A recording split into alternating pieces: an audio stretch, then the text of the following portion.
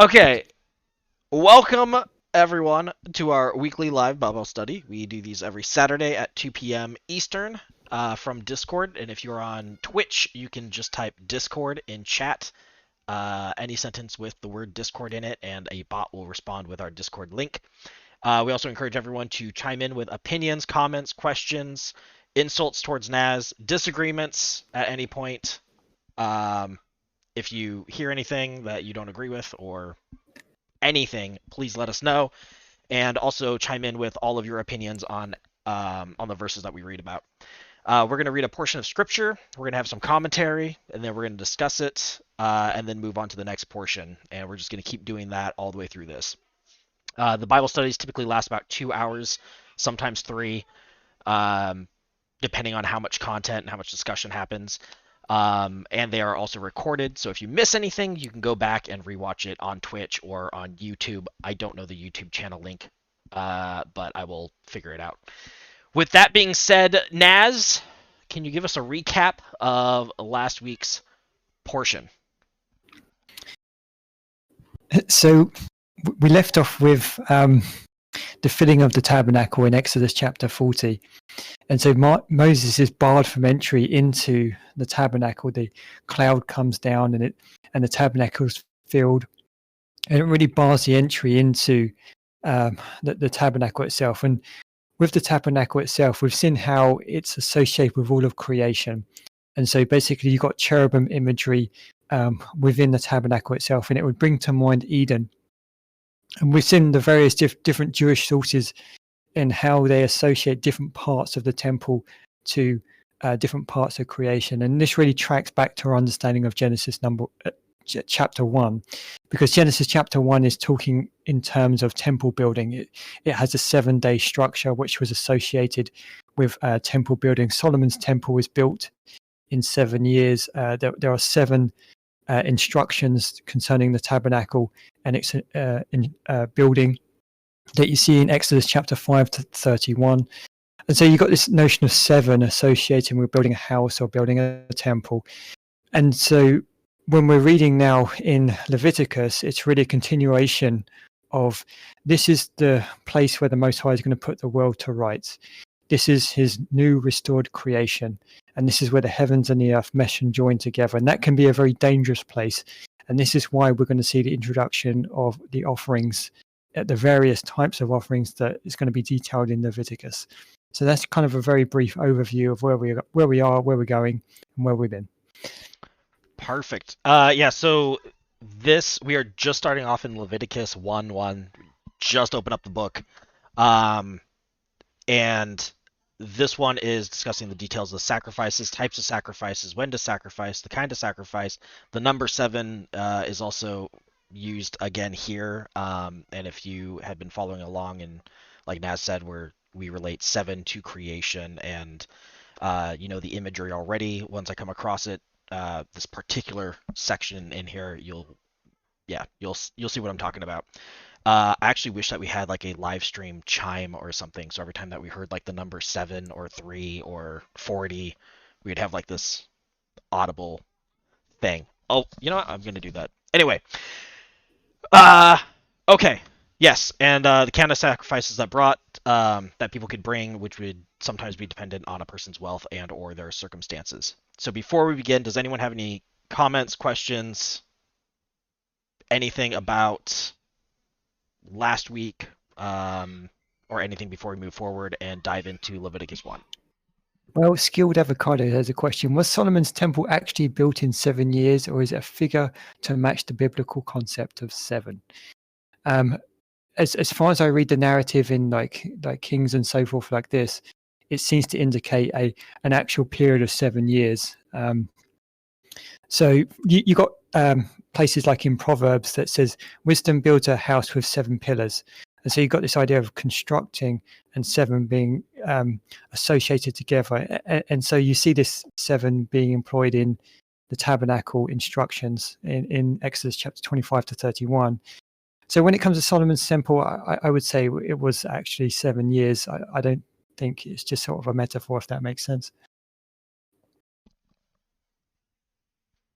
I would agree with that. Yeah, the temple is huge to begin with. Okay.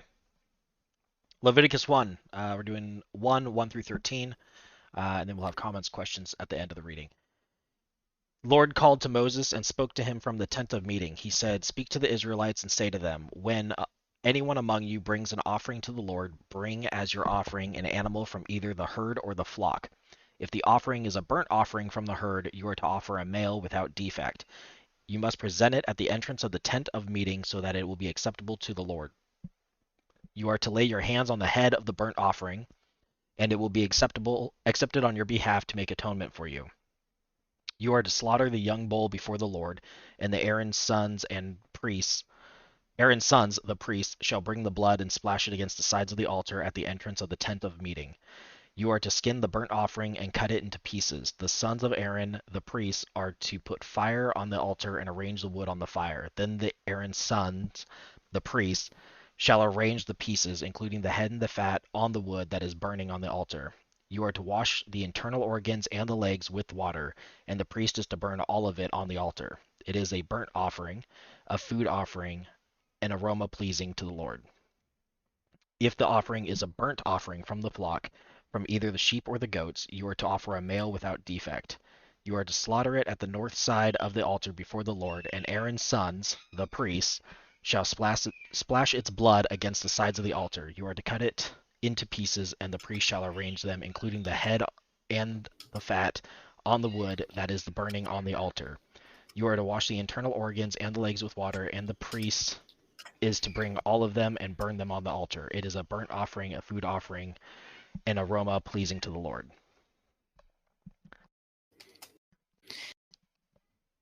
So there we go. Do you want me to start, or do you want to start, or?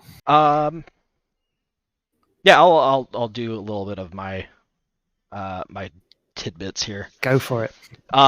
So I was looking at the laying of the hand, what the meaning behind that would be, and there is some commentary that has said that it was like the transferring of sin by laying the hands on the head.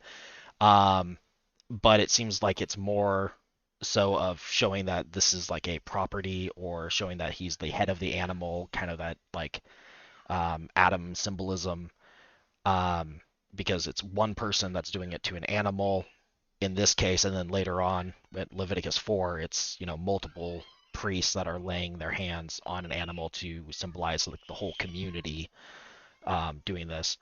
I don't know what your thoughts are on that as far as the reasoning for the laying of hands. Yeah. So at least when the scholarship talk about this, so you got different opinions. So as you said, some when they think about this, they associate it with ownership. Some associate it with transfer of sin from one to another. When Fido talks about this, what's the meaning of the hands being laid upon the victim or the animal? He says this again: the hands which are laid upon the head of the victim are a most manifest symbol of irreproachable actions. And so basically, this is interpreted in terms of innocence. It demonstrates your type of innocence that you have. So there's not really a definitive answer on what this actually means internally within the text. So you've got what tradition says, and so I don't really have a definitive answer of what way to take that, if that makes sense. Yeah, I've seen just a mix of a lot of I don't knows, I guess, around this situation, but it seems like laying the hands on the head kind of carries throughout most of Scripture and as well into like New Testament traditions. So it's interesting, and I might do a little bit more research on that. The other note that I had is the atonement being somewhat of a bad translation, which is most scholars say that a word like purification is probably more suitable. And then the object of atonement is never sin or the person, but a holy object connected with God's presence, such as an ark or an altar. So purification is a cleansing from impurity. Yeah, I mean, as you say, there's different views about how these terms should be translated, like purification offering, like how how should we actually translate these words? And so different scholarship will kind of translate them variously differently. And so again, this is a case of we don't have all of the data and all of this stuff, and even within the scholarship, they're still trying to decide what these terms actually mean, and that means it's very tricky to actually say, well, this means this or that means that definitively, if that makes sense. Yep. I've just found some of the words that have been used. I think they've just become common buzzwords like, atonement, sanctification, but there's not. People just attribute it to like a word without a lot of meaning behind it, which could just be an issue with English language in general. But Naz, if you want to go on to your commentary Sure. of this section. So what some scholarship have noted with Leviticus 1:1 is that the call to Moses out of the tabernacle from the Most High is very reminiscent of the call of the Most High in the Garden of Eden to Adam. So you've got this kind of call narrative where the Most High calls out to man in Genesis chapter 3 verse 9, and this seems to be very reflective of what you see in Leviticus 1:1, right? Because if you understand this within the greater narrative of they've just erected the tabernacle, and the Most High has descended, and he's filled the tabernacle with his glory, and Moses is now barred entry. And if you think about that imagery for a moment, he was the only one really allowed to go up the mountain to the very presence of the Most High, but now he's barred entry. Why is this? And so this really paves the way for the introduction of the offerings, the various types of offerings, to re-establish the relationship and proximity back to the Most High again.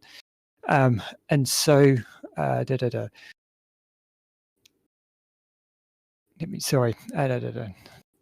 So what may be happening also at another level is there does seem to be some type of comparison between the account that we see in Exodus chapter 24 to what we see in Exodus chapter 40. So in Exodus chapter 24, we see the Most High upon the mountain, and the cloud has covered the mountain. So like text like Exodus 24:15 and 16. And Moses went up into the mount, and a cloud covered the mount. And the glory of Yod-Heh-Vav abode upon Mount Sinai, and the cloud covered it for 6 days. And the 7th day he called unto Moses out of the midst of the cloud. And so this covering of the mountain and then the filling of the glory of the Most High on the mountain is very reminiscent again of the scene in the tabernacle that we get. For instance, in Exodus chapter 40, it says this, and a cloud covered the tabernacle of the testimony, and the glory of Yod-Heh-Vav filled the temple. And then you've got this notion of calling out, where in Exodus 24, the Most High calls out to Moses. And this happens also in Leviticus 1:1. So basically, what I'm saying is that when it comes to the tabernacle, it seems to be mimicking what we're seeing in the mountain. And so this would link tabernacle imagery to mountain imagery. And when you think about this in terms of how the tabernacle is Eden restored, when you get to texts like Ezekiel chapter 28, basically in Ezekiel chapter 28 verses 13 to 14, it parallels the Garden of Eden to a mountain. And I'm going to read out like the relevant portion in Ezekiel to bring this out. You're in Eden, the garden of God. Every precious stone was your covering: carnelian, topaz, and jasper, and chrysolite, beryl, and onyx, sapphire, carbuncle, and emerald, and wrought in gold were your settings and your engravings. On the day that you were created, they were prepared. With an anointed cherub, guardian cherub, I placed you. You are on the holy mountain of God. In the midst of the stones of fire you walked. So there you've got this parallel between the garden of God and the mountain, associating the two together. And so when you're thinking in terms of Eden in Genesis 1 to 3, think in terms of a mountain. Now you've got that mountain imagery, you're going to apply that to the tabernacle, because the tabernacle's got the imagery of the cherubim. And so basically there you've got the idea of now tabernacle stroke temple being associated with a mountain. And when you look at text like Psalms 24, when it's describing the ascent to the temple stroke tabernacle, it says this: The earth is the Lord's and the fullness thereof, the world and those who dwell therein. For he has founded it upon the seas and established it upon the rivers. Who shall ascend the hill of the Lord? And who shall stand in his holy place? So Psalms 24 there is associating the sacred space with a hill or a mountain. And so this imagery, again, it is coming together. In the ancient Near East, the mountains are where you basically meet the divine. It's considered to be like the highest point and the closest point to heaven. And so now the tabernacle is the place where the heavens and the earth mesh and join together. And this is where you meet the divine. And because of that, it can be a very dangerous place to be in. And this is why you need these types of offerings and so forth like that when you're coming in and approaching now the Most High in his sacred space. So you've got a lot of different imagery that's being associated with the tabernacle.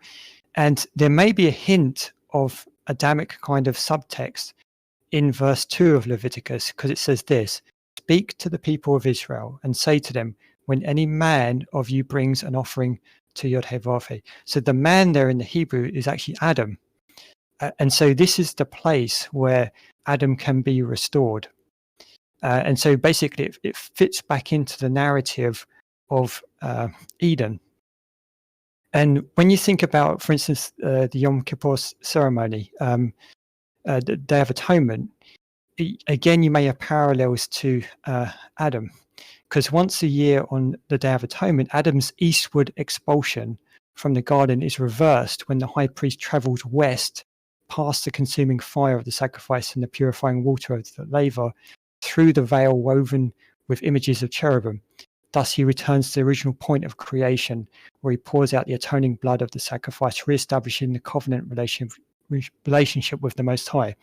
So basically, when they're exiled, Adam and Eve, they're exiled eastward. And the orientation of the tabernacle stroke temple, the way that it's situated, the high priest would reverse the exile of Adam when he goes back to the Holy of Holies. And so again, it's how to reverse the problem of Genesis, how to reverse what happened in the Garden of Eden. And so you've got all of this associated imagery within the tabernacle itself about the cherubim and other parts, how it's all connected to creation and so forth like that, because this is the place where the Most High is going to restore, renew creation. But there we go. Yeah, it's amazing how many I have a question. parallels are in here. Yep. Okay, so you mentioned that heaven or God is like inaccessible places, or like the mountains are closest to heaven. So is there a parallel to be drawn when it comes to like the Tower of Babylon, or I'm sorry, Tower of Babel, where humans are creating this structure, and would be an imagery of them trying to reach God or reach a union of heaven and earth? Yeah, so when people think about like the Tower of Babel, they, at least scholarship, where they see it as kind of a ziggurat, right? A ziggurat is kind of like, it's a place next to the temple where the gods can descend down onto. Basically, it's like a stairway. And so basically the Tower of Babel is like a gateway to the heavens, so to speak. And so when you're reading that within the context of Genesis, I think it's probably significant that Jacob and his ladder is also comes into the picture in Genesis chapter 28, because now that's the actual location of the temple later on. And so this is the place where the heavens and the earth join and mesh together.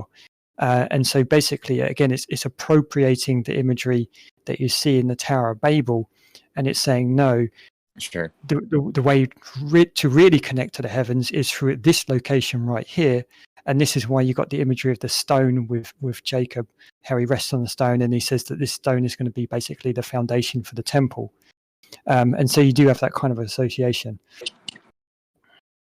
Gotcha.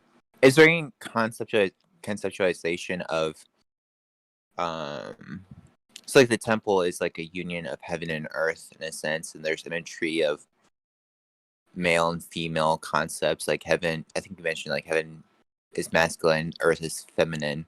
So in that sense, would the Tower of Babel have any type of conceptual imagery of an illegitimate union? Kind of like, I don't know. So basically, trying along the lines of like a marriage. Like the temple is a good example of a marriage, a good union. Whereas, Tower of Babel would be, I guess, maybe similar to two people who are in a relationship in a illegitimate way. Yeah, I mean, you do have this idea of masculine and feminine, right? Because the heavens would be masculine and the earth would be feminine, and you've got this joining together of the masculine and feminine. So heaven and earth were really made for each other. They're meant to be one, unified. Interesting, yeah. And so when it comes to like the Tower of Babel, if you notice very carefully the imagery of they reject the stone for brick. I think this is very important imagery. What material are they using to build what they're building? It's not stone, it's brick. And so when you get to text like Daniel, if you notice in his vision, when it comes to the stone that was cut out of the mountains that destroys the other kingdoms, that was actually a stone cut without hands. So it's a stone, right? And it's destroying the Babylonian kingdom. And so the Babylonian kingdom is being associated with brick, so a lesser material. So basically, you got the idea of they're building the tower and they're rejecting the stone. So the stone, which the builders rejected, eventually became the chief cornerstone, and it's going to destroy the other kingdoms. And within Genesis, if you track the word stone, you'll see it used in the tower account, but the next place that it's used is actually in Genesis chapter 28. And where Jacob rests his head on the stone that's going to be used as the material to build the house, the temple, right? So again, this is very, very significant within the context of Babylon and overcoming Babylon and so forth like this. But within the narrative, you got the basic idea of the stone that the builders rejected became the chief cornerstone. And then the Most High is going to use that material to defeat the other nations, including Babylon and so forth like that. So there's other areas that you could go to, if that makes sense. Yeah. No, that helped connect a lot of dots in my head. Thank you. Any other comments, questions, insults? All right, we'll move on to the next one. Oh, and Naz, I have a way to actually mark all the clips, so we can actually have each section uploaded as a separate video. Oh, there we go. Yeah, so I got it all figured out. Okay, next part. Leviticus 1:14 through 17. If the offering to the Lord is a burnt offering of birds, you are to offer a dove or a young pigeon. The priest shall bring it to the altar, wring off the head, and burn it on the altar. Its blood shall be drained out on the side of the altar. He is to remove the crop and the feathers, and throw them down east of the altar where the ashes are. He shall tear it open by the wings, not dividing it completely, and then the priest shall burn it on the wood that is burning on the altar. It is a burnt offering, a food offering, an aroma pleasing to the Lord. So I guess my commentary here is the east side where the ashes are. I'm assuming that is symbolic of Adam leaving through the east, and so this is where like the remains or the ashes would go. But as far as like why are the ashes on the east side, I didn't see much commentary, at least in the Onklios or Josephus or in Talmud, as far as why the east side, like why that particular section, other than it might have been the furthest from the sanctuary, or possibly a coming kingdom parallel. Yeah, I mean, if you notice in Genesis, they keep going eastward. They keep getting pushed eastward. So this would track into the ideas of like exile and so forth like that. And you're quite right. Adam was to return to dust. And so, I mean, I think that would be kind of a good association to associate it with. Yeah, and then the other note, so just with Onklios, Targums, and their reasoning behind like how things are translated. The pleasing aroma to God is attaching a human characteristic to God, which obviously Onklios does not uh, really like. So, saying that the more accurate way is to say that he favorably accepted it, but to say that it's a pleasing aroma is just a way for us to better understand it. Yeah, I mean, you've got like the language soothing aroma, right? And I think that this is an actual word play because you first meet a soothing aroma in the story of Noah. And so when he comes out of the ark, he performs an offering. And I think there's an actual word play with his name because he's, and so if you look at the actual Hebrew word, it actually employs the letters of Noah's name within the word soothing. And so I think that there is a little wordplay there that going on in Genesis, and I think that when it's employed in later in the Torah, it may kind of harken back to kind of context like in Genesis and so forth like that. It's cool. I didn't know about wordplay with Noah.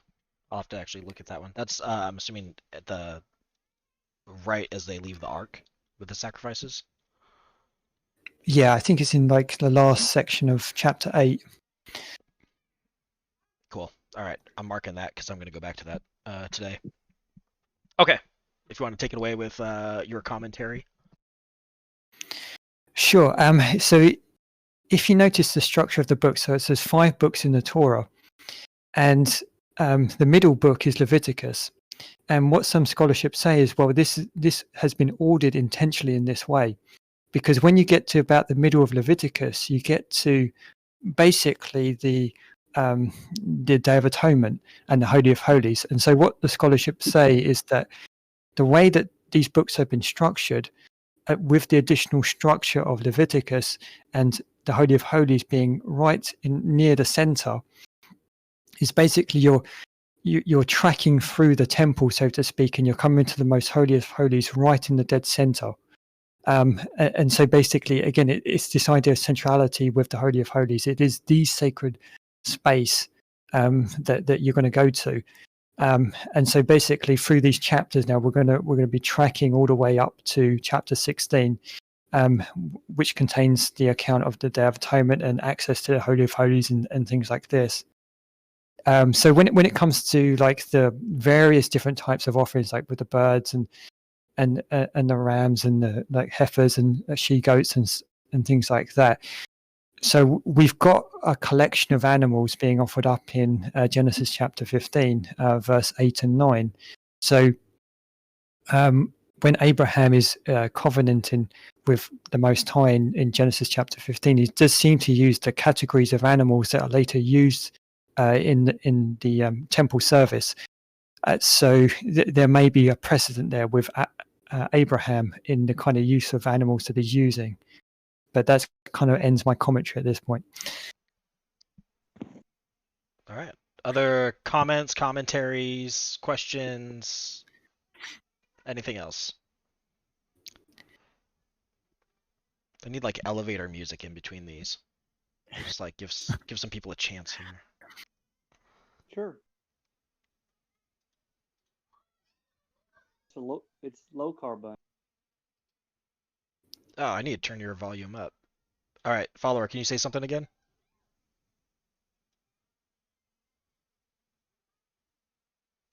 I'm sorry, I didn't know I had my mic on. I do apologize. I'm Oh, just okay. learning. No worries. I'm I just heard I'm your gonna voice and I turn was my. like, oh, that was really quiet. I am so sorry. I was talking to my wife. I am going to turn my mic off. I'm listening. I'm doing, No, no and, worries, uh, no and worries. and I really do appreciate y'all having me join y'all. Yeah, thank you for joining. Yeah, and also we have that live chat channel, so if you want to just post any questions in there, feel free to, and we will address those also. Okay. Yeah, I Uh, see now where we're off. Thank you. yeah, definitely. Oofs, moofs. Can we go over the word for soothing or soothing and pleasant aroma? I think that's the one that we just tackled. Um, Naz, do you want to hit that one again, real quick? I think Oofs just joined, or Sure. So if you look, in Genesis chapter 8, verse 21, so you've got this kind of it says this, and Yod-Heh-Vav smelled a sweet savor. And so when you look at the Hebrew word for savor, it connotates the idea of pleasant and delightful, etc. But it means like a kind of like a restful kind of smell. And so this is actually a play on words when it comes to the name of Noah. The name of Noach it means rest. And so basically you got a little wordplay there in the Hebrew, in that Noach is performing a restful smell. And so I think that this kind of serves the basis for the usage that we've got there later on in the Torah. And so it may bring to mind the account of Noah and how he brings the restful smell to the Most High after he gets off the ark and performs an offering. I think that is definitely interesting because the whole world was just more or less watery reconciliation to God. But everything was right at that moment. Like coming off of the ark, there is no sin in the world. Everything has been removed, and then you have this almost like a seventh-day rest correlated to this sacrifice, this Thanksgiving sacrifice, that goes up, and it's this quiet, soothing, tranquilizing aroma, essentially, and then bringing it back throughout all of Exodus and Leviticus, talking about a soothing aroma. Oofs, moofs, oofs, moofs. I'm gonna have to get used to that. Says, is it necessarily something that indicates that this is what God wanted, or could it be that quieting, not necessarily that he wanted it, like the perception that it's acceptable but not necessarily wanted? Unfortunately, the text is really sparse on details, but the indication that we got was that it was accepted, it wasn't rejected, and I think that this would serve as kind of a precedent for later usage of this type of offering and things like this. So internally, that would be up to the reader to decide either way. But I wouldn't say that there's anything internally that says the Most High was against it. He seems to have accepted it, and it seemed to have set a precedent, I would say at the very least. Yeah, I mean, it's part of the commands that he gives, so I'd assume that he's not against it in any way. Yeah, and I know that later on it talks about how, like, God isn't looking for, the fat of the animals, or, he doesn't desire that. What he really desires is the change of heart, which is also briefly mentioned here. But I think that the sacrifice of the animal gives that person a realization of what is actually happening. Yeah, I mean, sometimes the Hebrew employs wordplay, and so that isn't the only example of wordplay that you've got within the story of Noah. I'll give you a quick example. If you go to Genesis chapter 6, verse 8, it says this, and Noah found grace in the eyes of Yod-Heh-Vav. Actually, in the Hebrew there, it's got a little wordplay, because if you take the letters of the name of Noach and you reverse them, you get the word for grace. And so basically within you don't see it in English translations, but in Hebrew, you've got this little wordplay. And sometimes this happens throughout the Torah, the prophets, and the writings. You've got these little wordplays just behind the surface. And so one of the things about Noah was that he was spoken of in terms of he shall bring us rest, and that's why he's got his name. And so I think this just kind of adds to the narrative of making offerings and so forth like this. It's the way that rest is being brought about, and he follows the commandments of the Most High, and then he performs a restful offering to the Most High. So he's really living out what his name actually means, if that makes sense.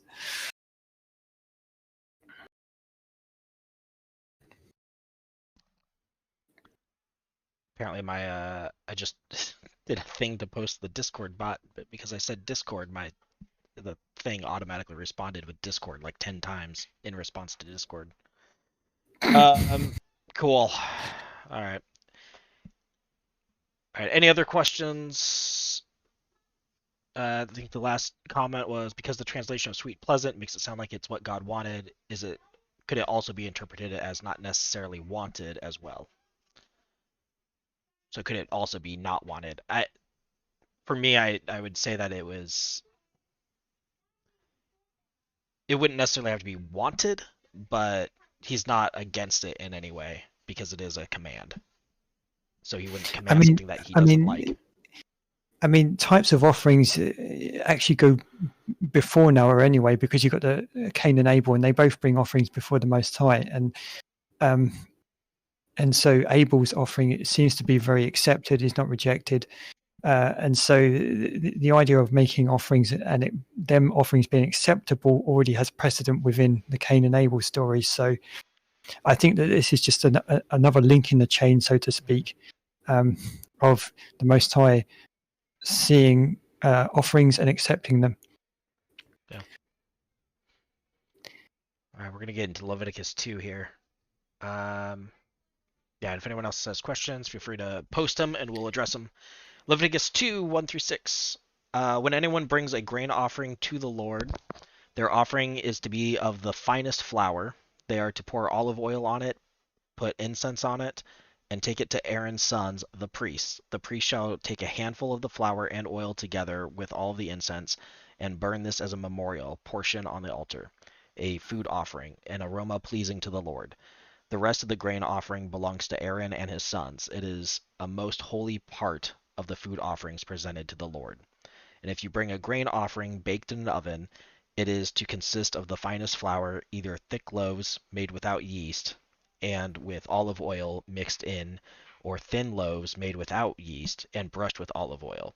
If your grain offering is prepared on a griddle, it is to be made of the finest flour mixed with oil and without yeast. Crumble it and pour oil on it. It is a grain offering. I don't have any commentary for this one, other than I think the word for finest flour, I believe this was in the Targums, not necessarily the finest, but a choice flour. That was the only other word thing that I saw. Yeah, another thing to factor in when people are making these offerings, you've got to ask the question: are these offerings arbitrary? So, are they just bringing them, and therefore the Most High has to respond? So, there's this element of intention. Is your intention right when you bring the offerings? And so, this type of association of intention to the offerings was very well understood in the Second Temple periods, and even in the early rabbinic material. So I'm just going to read out a citation from Philo, and he's talking about the offerings. And notice what he says about intention. But it became usual to call the altar which was in the open air the altar of sacrifice, as being that which preserved and took care of the sacrifices, intimating figuratively the consuming power of these things, and not the lambs and the different parts of the victims which are offered, and which were naturally calculated to be destroyed by the fire, but the intention of him who offered them. For if the man who made the offerings was foolish and ignorant, the sacrifices were no sacrifices. The victims were not sacred or hallowed. The prayers were ill-omened and liable to be answered by utter destruction. For even when they appeared to be received, they produced not remission of sins, but only a reminding of them. So that's a first century source to demonstrate their view of the offerings, in that if you don't bring the right intention with the offering, then your offerings mean absolutely nothing. They're just arbitrary. And the rabbinic material similarly also takes the same kind of track. It says things like this: if one says, I shall sin and repent, no opportunity will be given to him to repent. If one says, I shall sin and the day of atonement will procure atonement for me, the day of atonement procures no atonement for him. So so you got this notion of, your intention has to be in the right place for your offerings to mean absolutely anything. And this type of understanding has implications for your reading of like Matthew chapter 5, verses 23 and 24, where you got a similar type of approach when it comes to making offerings. So it says this. So this is Matthew chapter 5, verse 23. If therefore you shall bring your offering to the altar and shall remember there that your brother has offense against you, leave your offering before the altar and go first and be reconciled to your brother, and then come and offer your offering. So again, basically, it's tracking there with the idea of intention. If your intention is in the incorrect place, or you don't have the right intention, then your offering act means absolutely nothing. And so these offerings weren't considered to be kind of arbitrary. You bring them, and therefore you automatically get forgiveness. It didn't work like that. Not in practical terms of how they understood these things. In the Midrash and Talmuds, and this is just on some commentary here, saying that it really didn't matter whether it was a large offering or a small offering. God doesn't require offerings. He doesn't eat food. I think that's also in Psalms, talking about how he doesn't eat the meat. He doesn't drink blood. So nothing that we give him does he actually need, because everything is already his. But it's only the proper behavior that God is after, and prayer is greater than all sacrifices, and repentance, being turning away from sin, being greater than all sacrifices that you could possibly give. So whether you're giving a the tiniest bird that you can possibly find versus the largest bull, it doesn't matter. It's just entirely based on your heart, and that's ultimately what God is after. And then in the Guide of the Perplexed, goes off to also talk about how, I think more along the lines of Oof's Moof's comment, which is that God allowed Israelites to burn meats and grains as a gift to him and saw them as acceptable, but he did not have a need or desire for them, because the Israelites basically had a practice of doing these sacrifices, and so it's more so for the people, because the people benefit from it rather than God. God doesn't benefit from the sacrifice. It's the people that are benefiting from sacrificing and feeling like they're actually giving something, and it's helping them with their change of heart. Anyway, that was a Guide to the Perplexed and some Talmudic stuff. Yeah, I think it also takes, if you think about this very carefully, obviously you're dealing with an agricultural society, and when you bring like offerings, of first fruits and stuff like that, you're actually you're giving part of your wealth, and it actually takes great faith to do that, because you may live in a world where barrenness of land can come around the corner very quickly. And so basically by offering the animals, it's also a step of faith that the Most High is still going to provide for you, even though you're giving that animal to the Most High. And so you got that aspect as well. It's a step out in faith that the Most High is going to provide for you, even though you're going to give him your best, right? You're going to give him your first fruits, the strength of your herd, the strength of your ground. And so basically you're trusting him that your land is still going to be fertile, and that your animals are going to be still fertile so you can eat, and so forth like this. Usmer says, I suppose I'm trying to make a differentiation between with acceptance versus wanting, because that defines the character of God. It is acceptable because that is what he is able to work with the human race, though not wanted, because that is not yet the ideal, because it involves death, not in the way that God wants, as he wants death to be to the old man, but because it would lead man to a better understanding of themselves and God. which is why it is acceptable. If sacrifices were sweet and wanted to God, then you might imagine by extrapolating this want to heaven, and you would want to see more of this sacrificing of animals and whatnot, so God would be pleased. And so where you have Abraham's misinterpretation of these rites as well.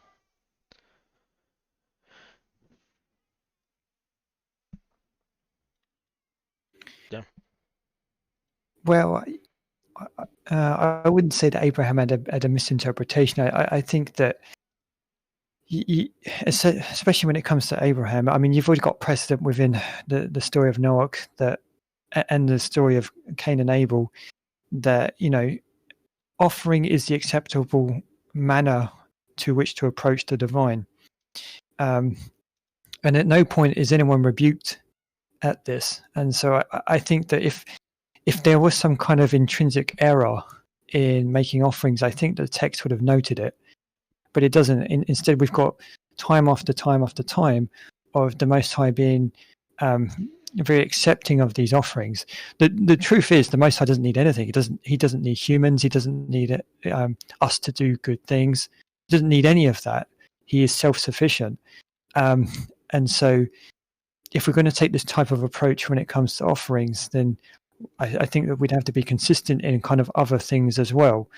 And so when it comes to the types of offerings, I think the Torah has a positive view. I mean, even when you get to the idea in the prophets, for instance, Isaiah, the early chapters of Isaiah chapter 1, for instance, you do have this critique leveled against the offering system. However, also in the book of Isaiah, near the very end, there's a positive view of the offering system. And so basically the idea is in the prophets is get your intention correct first, and then make your offerings, because without the correct intention, the offerings mean nothing.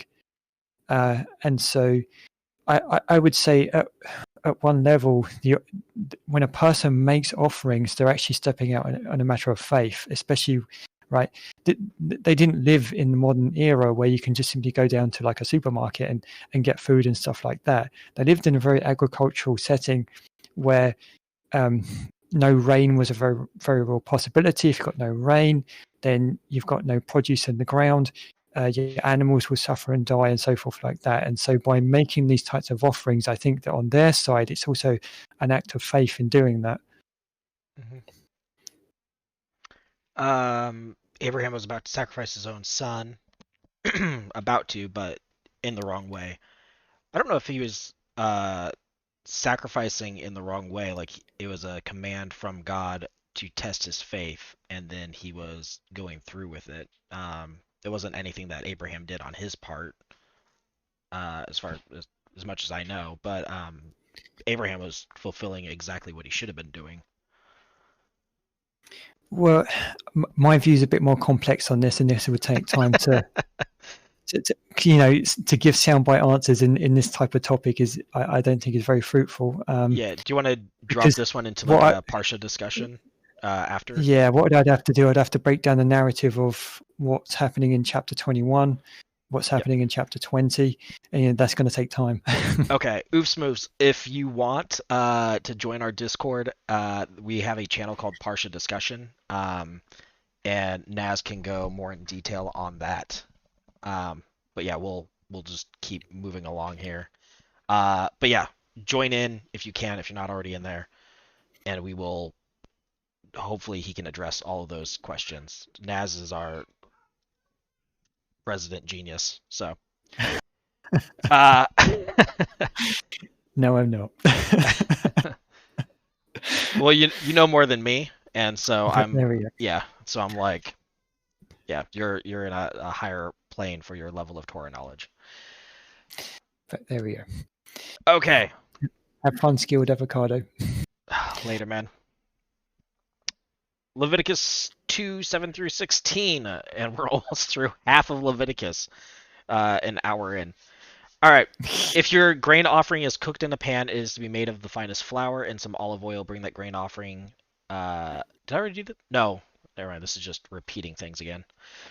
If your grain offering is cooked in a pan, it is to be made of the finest flour and some olive oil. Bring the grain offering made of these things to the Lord. Present it to the priest, who shall take it to the altar. He shall take out the memorial portion from the grain offering and burn it on the altar as a food offering, an aroma pleasing to the Lord. The rest of the grain offering belongs to Aaron and his sons.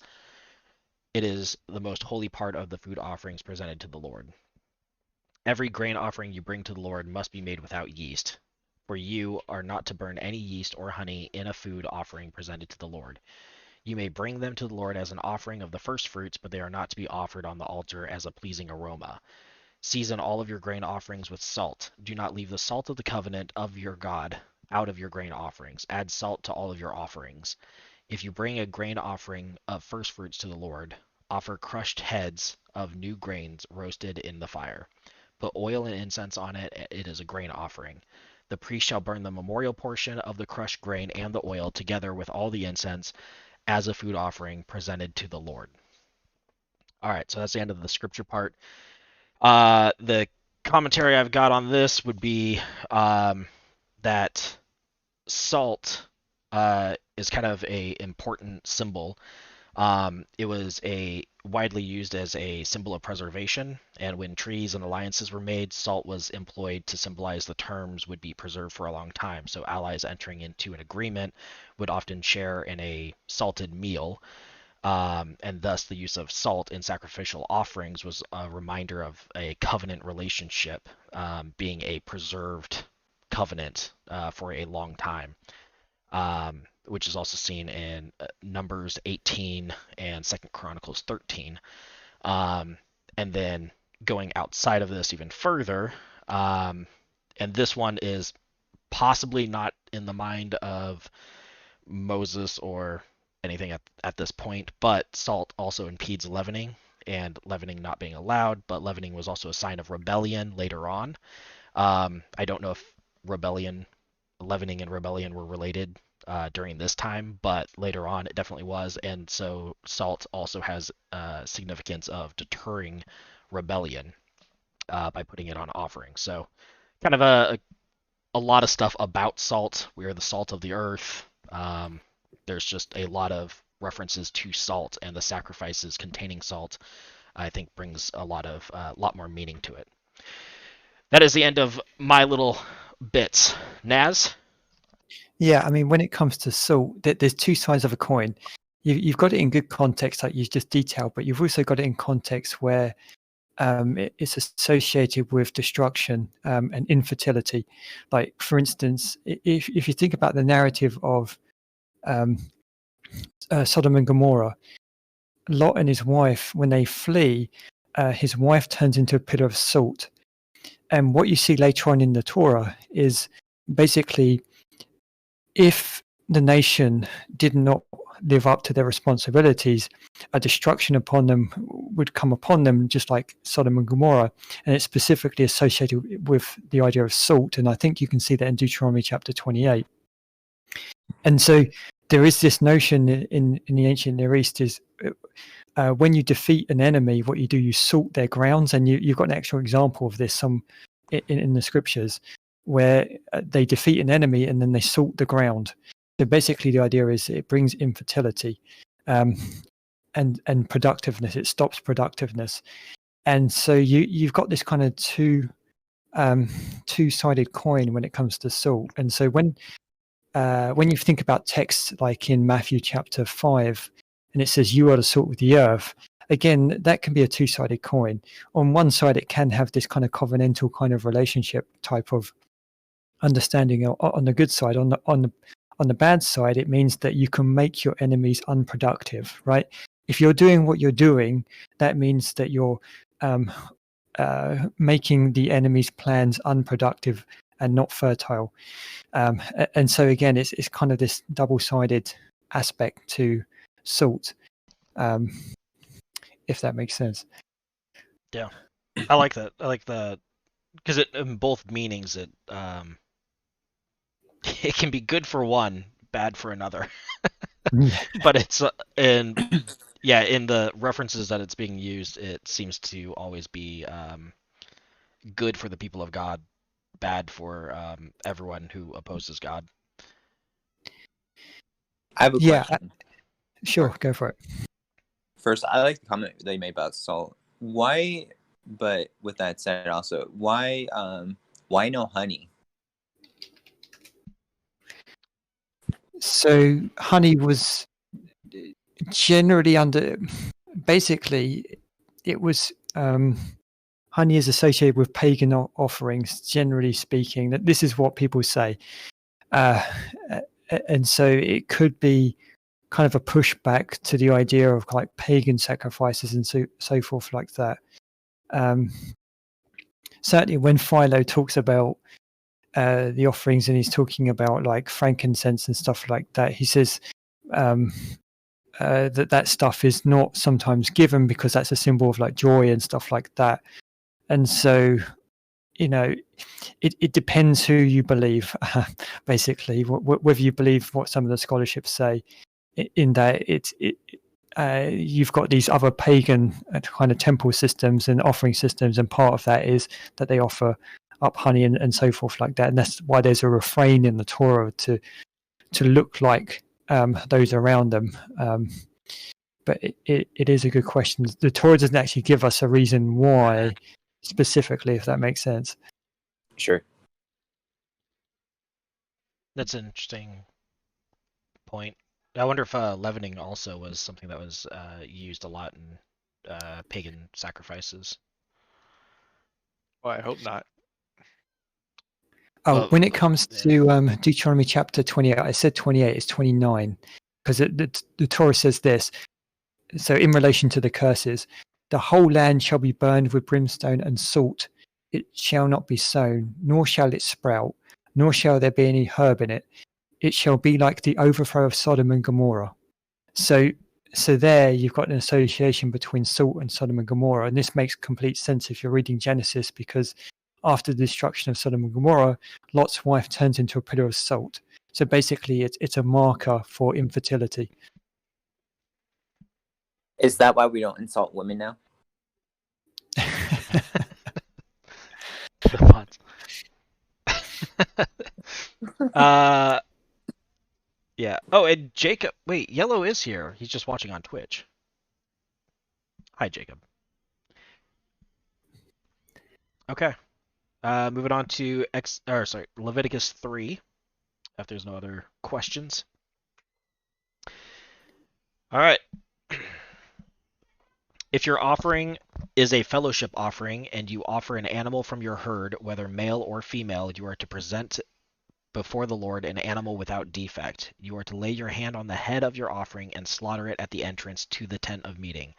Then Aaron's sons, the priests, shall splash the blood against the sides of the altar. From the fellowship offering you are to bring a food offering to the Lord, the internal organs and all the fat that is connected to them, both kidneys with the fat on them near the loins, and the long lobe of the liver, which you will remove with the kidneys.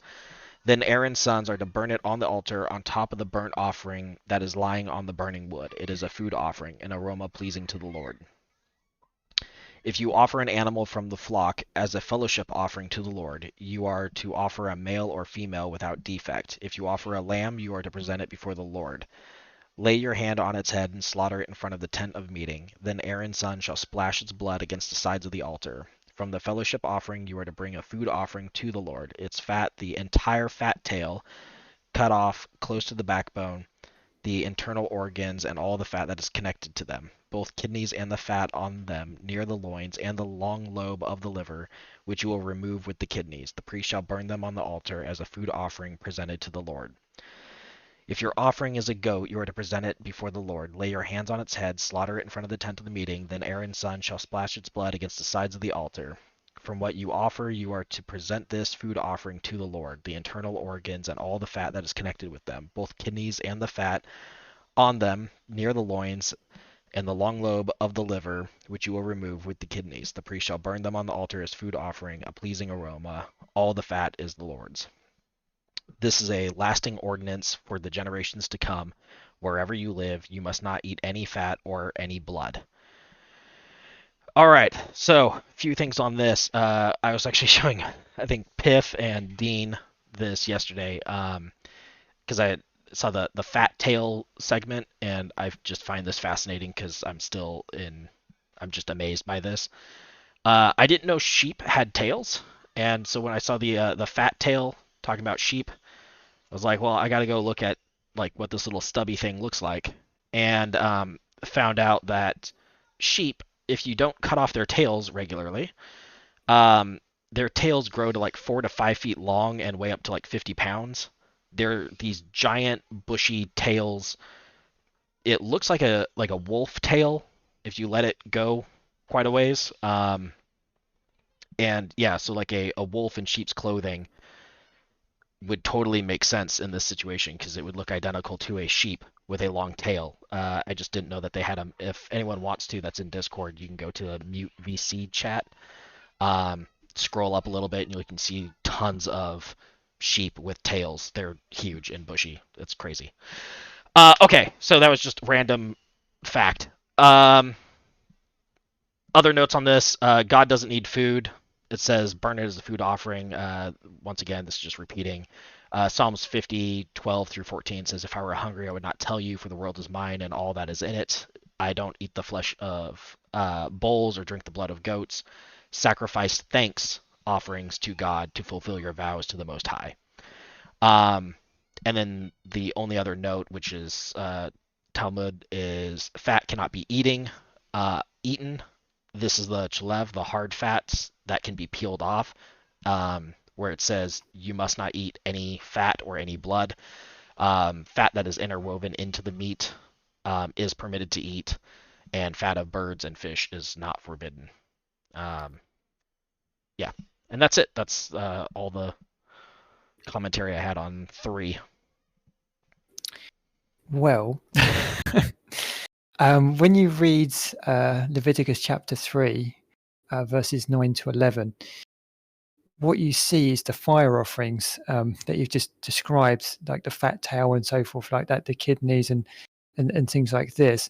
When you get to verse 11, it calls what you've just read the bread of the fire offering to Yod Heh. So it actually calls meat bread.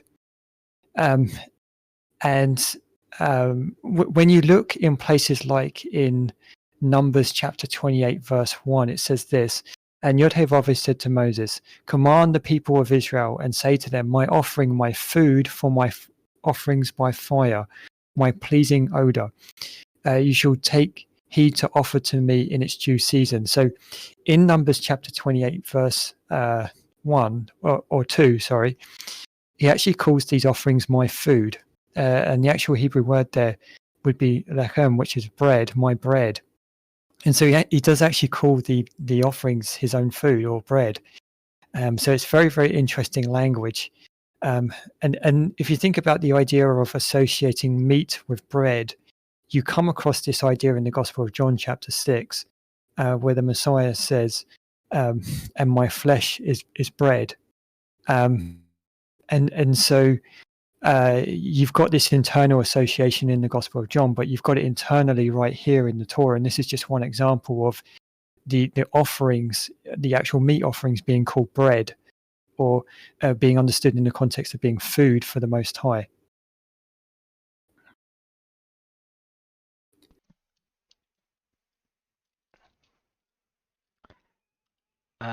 Okay, hold on. I'm just responding real quick to Dr. Sears here. Actually, Dean, if you want to, I'll just move on to the next part. But yeah, if Oofs wants to go into Parsha discussion, the live chat one can only be seen while we're having the live discussion, and they have to be in the live discussion to see the live chat. Okay, so we are on Leviticus 4. I think, unless anyone has any other questions. Verses 1 to 26. Okay. And Yellow is scared that you're going to yell at him, so I'm waiting for him to join so we can all yell at him. Okay. I won't yell at him. All right. Leviticus 4. The Lord said to Moses, "Say to the Israelites, when anyone sins unintentionally and does what is forbidden in any of the Lord's commands, if the anointed priest sins, bring guilt on the people, he must bring to the Lord a young bull without defect as a sin offering for the sin he has committed. He is to present the bull at the entrance to the tent of meeting before the Lord. He is to lay his hand on his head and slaughter it there before the Lord. Then the anointed priest shall take some of the bull's blood and carry it into the tent of meeting. He is to dip his finger into the blood, sprinkle some of it on 7 times before the Lord in front of the curtain of the sanctuary. The priest shall then put some of the blood on the horns of the altar of fragrant incense that is before the Lord in the tent of the meeting. The rest of the bull's blood he shall pour out at the base of the altar of burnt offerings at the entrance of the tent of meeting. He shall remove all the fat from the bull of the sin offering, all the fat that is connected to the internal organs, both kidneys with fat on them near the loins, and the long lobe of the liver, which he will remove with the kidneys, just as the fat is removed from the ox sacrificed as a fellowship offering. Then the priest shall burn them on the altar of burnt offering. But the hide of the bull and all of its flesh, as well as the head and the legs and internal organs and the intestines, that is, all the rest of the bull, he must take outside the camp in a place ceremonial clean, where the ashes are thrown, and burn it there in a wood fire on the ash heap. If the whole Israelite community sins unintentionally and does what is forbidden in any of the Lord's commands, even though the community is unaware of the matter, when they realize their guilt and the sin they committed becomes known, the assembly must bring a young bull as a sin offering and present it before the tent of meeting. The elders of the community are to lay the hands on the bull's head before the Lord, and the bull shall be slaughtered before the Lord. Then the anointed priest is to take some of the bull's blood into the tent of meeting. He shall dip his finger into the blood and sprinkle it before the Lord 7 times in front of the curtain. He is to put some of the blood on the horns of the altar that is before the Lord in the tent of meeting. The rest of the blood he shall pour out at the base of the altar of burnt offerings at the entrance of the tent of meetings. He shall remove the fat from it, burn it on the altar, do with the bull, just as he did with the bull for the sin offering. In this way, the priest will make atonement for the entire community, and they will be forgiven. Then he shall take the bull outside the camp and burn it as he burned the first bull. This is the sin offering for the community. When a leader sins unintentionally and does what is forbidden in any of these commands of the Lord of God, when he realizes his guilt and the sin that he has committed becomes known, he must bring as his offering a male goat without defect. He is to lay his hands on the goat's head and slaughter it at the place where all the burnt offering is slaughtered before the Lord. It is a sin offering. Then the priest shall take some of the blood of the sin offering with his finger, put it on the horns of the altar of the burnt offering, and pour out the rest of the blood at the base of the altar. He shall burn all of the fat on the altar as he burned the fat of the fellowship altering. In this way, the priest will make atonement for the leader's sin, and he will be forgiven. That is the end of that portion. So here's where, when we were talking about the 7, we have priests sprinkling 7 times, which represent representation of creation, on the veil, which once again is a representation of all of creation, which separates the Holy of Holies from the outer sanctuary. Just a lot of really cool imagery that goes back to just the creation imagery. Yeah. Yeah. I mean, if you imagine that they're atoning for the entire tabernacle, and you associate the tabernacle with all creation, and now you've got a much more broader picture of bringing a resolution to creation's problems. So, these types of imagery needs to be thought through. Yep. The only I've got a few other notes here, but I'm gonna skip some of this. The only one here that I'm going to bring up is when a person's estranged from God due to guilt or wrongdoing becomes one with him. Oh, sorry, atonement, meaning at one-ment. When the person is estranged from God due to guilt or wrongdoing, and then becomes one with God again. When the sin is annulled, the relationship with God is restored.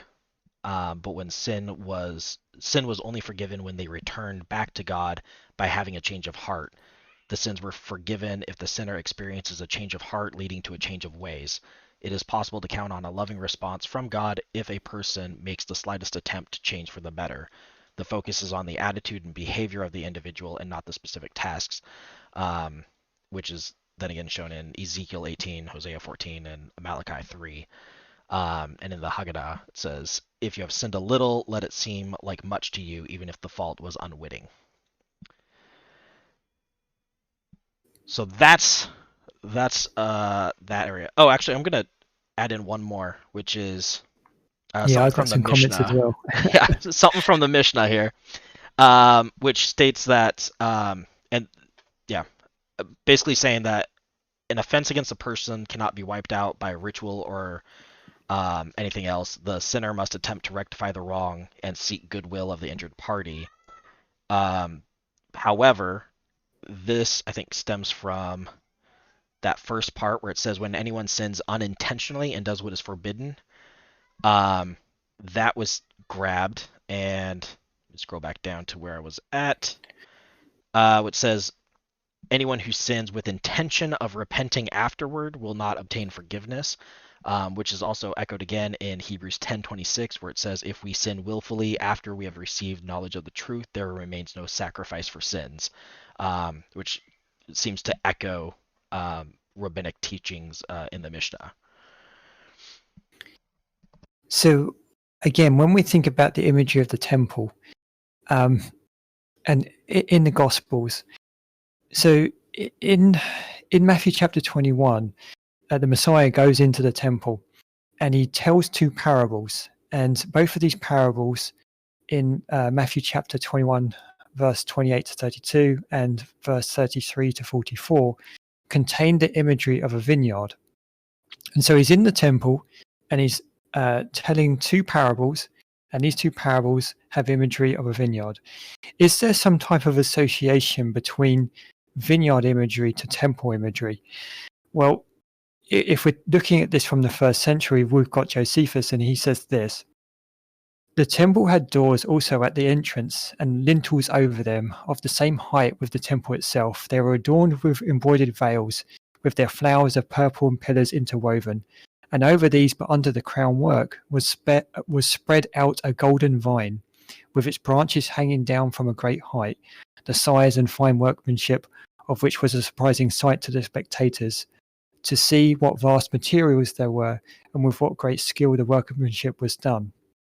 Similarly, also in the rabbinic material, it says this: a golden vine stood at the door of the temple, trained on poles, and anyone who offered a leaf or a grape or a bunch used to bring it and hang it thereon.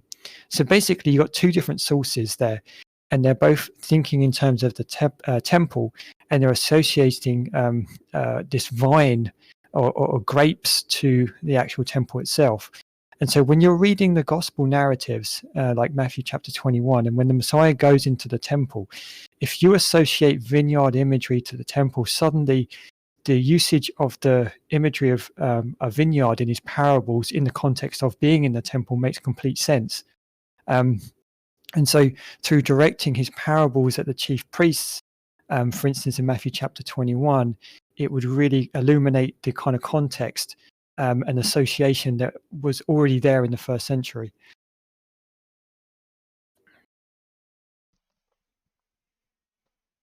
Sweet.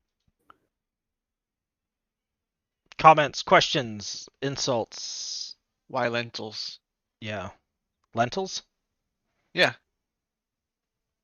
I don't know. They're not good. They taste terrible. What was the purpose of lentils being around? I mean, why make a description of that? Why couldn't it be something else? Like why? We never talked about lentils before. Was it just kind of tell us like what time of the year it is? I have no idea. I don't know. Are any of these animals really mentioned, other than like clean animals being mentioned? Noah leaves the ark and offers clean animals, but as far as grains, I don't know if there's any mentioning of, I don't know, anything specific.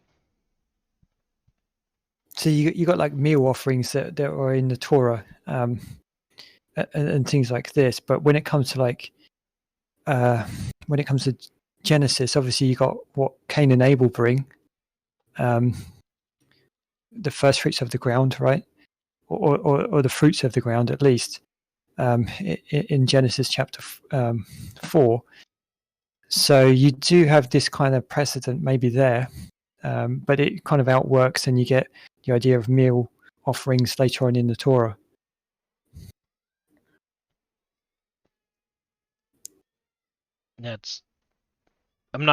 I'm just doing like a quick search thing while I'm doing this too, but yeah, I haven't seen anything in regards to why lentils specifically, other than they were available.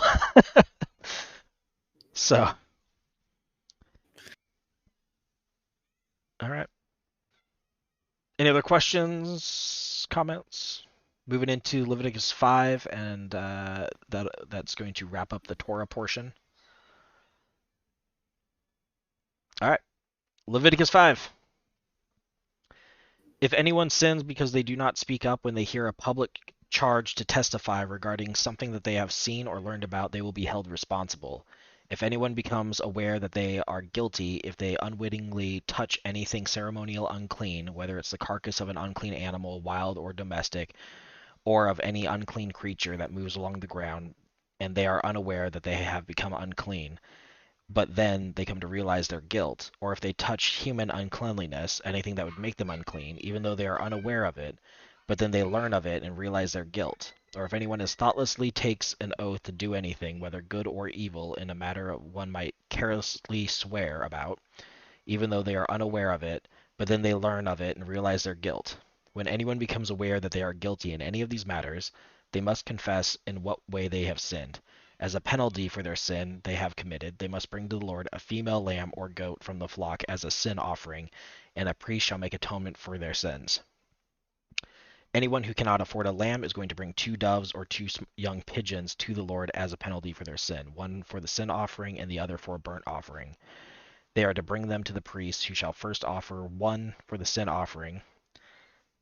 He is to wring its head from its neck, not dividing it completely, and is to splash some of the blood of the sin offering against the side of the altar. The rest of the blood must be drained out at the base of the altar. It is a sin offering. The priest shall then offer the other as a burnt offering in the prescribed way and make atonement for them for the sin they have committed, and they will be forgiven. All right, so that is the end of that part. This one's interesting because it talks about bringing in a female lamb or goat specifically, and male animals. You only need a couple male animals. They're very, very expendable, because male animals, you could have 1 male lamb or 1 male goat and 10 females, and that male can populate across all 10 females. So the males are a lot more expendable. You could have, 10 males, and you can get rid of one. It's not going to really hurt you too much financially. But if you get rid of a female, that's one that can continually bring forth more and more and more. You only need 1 male, but you need many, many females. So it's interesting that for the sin offering, it's specified as being a female lamb or goat, because just from an agricultural point of view, it seems like that would be a much more valuable thing that would actually hurt your pocket more than if you were to offer a male lamb or goat. And I don't know what the customs were of that time in relation to male or female being more valuable, but that was my thought there.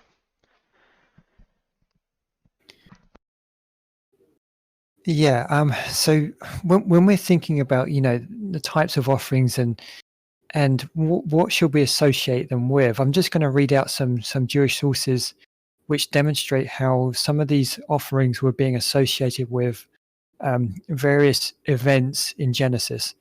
So this is a couple of examples from the book of Jubilees. So when Jubilees is talking about the narrative of Joseph and his brothers, when Joseph and his brothers place him into the pit, basically Jubilees associates that account with the Day of Atonement. And so basically it narrates the account, but then it says this: And this day is decreed so that they might mourn on account of their sins and on account of their transgressions and on account of all their errors, in order to purify themselves on this day once a year.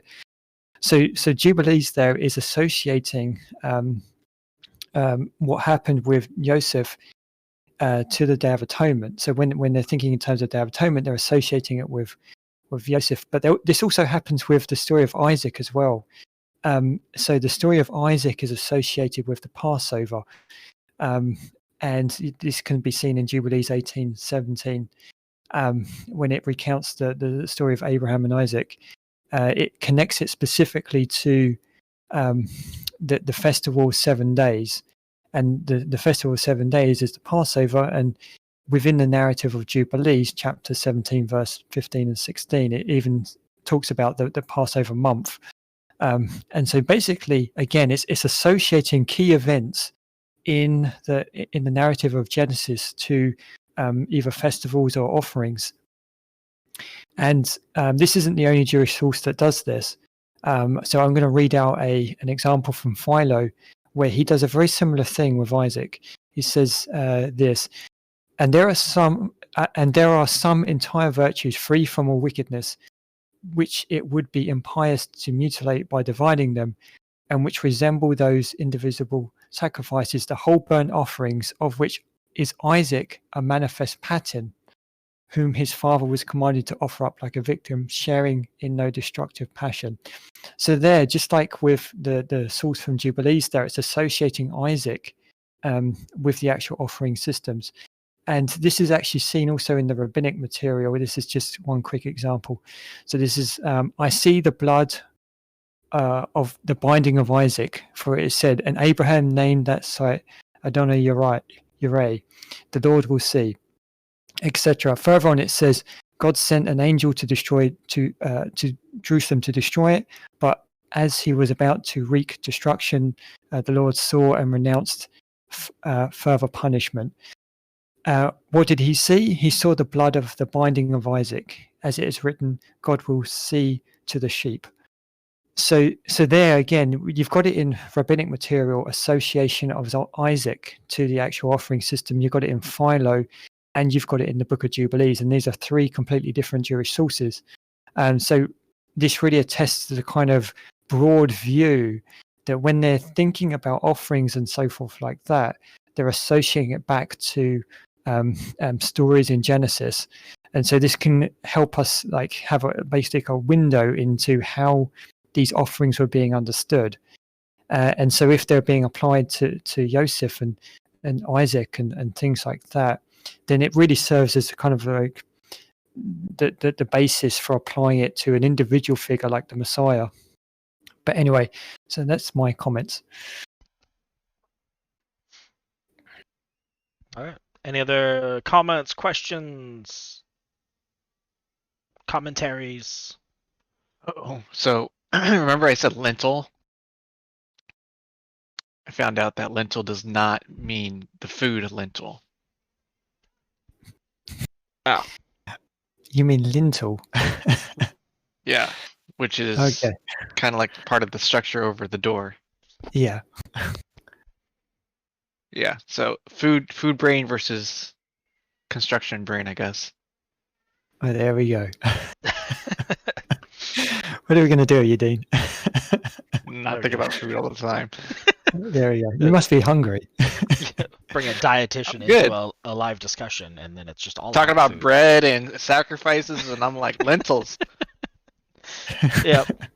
We're making lentils all of a sudden. I know we're in the Mediterranean, but come on. Yeah. Spicy seaweed. That sounds gross, Piff. Seaweed is okay. All right. Comments, suggestions, commentaries, anything that you disagree with, don't like, make fun of Dean. All right. Leviticus 5:11 through 26, and this would conclude the Torah portion.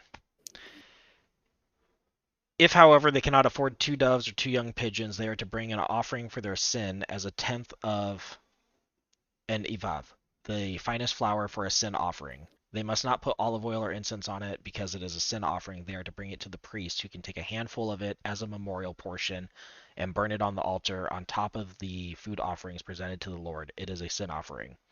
In this way, the priest will make atonement for them for any of these sins they have committed, and they will be forgiven. The rest of the offering will belong to the priest, as in the case of the grain offering. The Lord said to Moses, "When anyone is unfaithful to the Lord by sinning unintentionally in regard to any of the Lord's holy things, they are to bring to the Lord as a penalty a ram from the flock, one without defect and of the proper value in silver, according to the sanctuary shekel.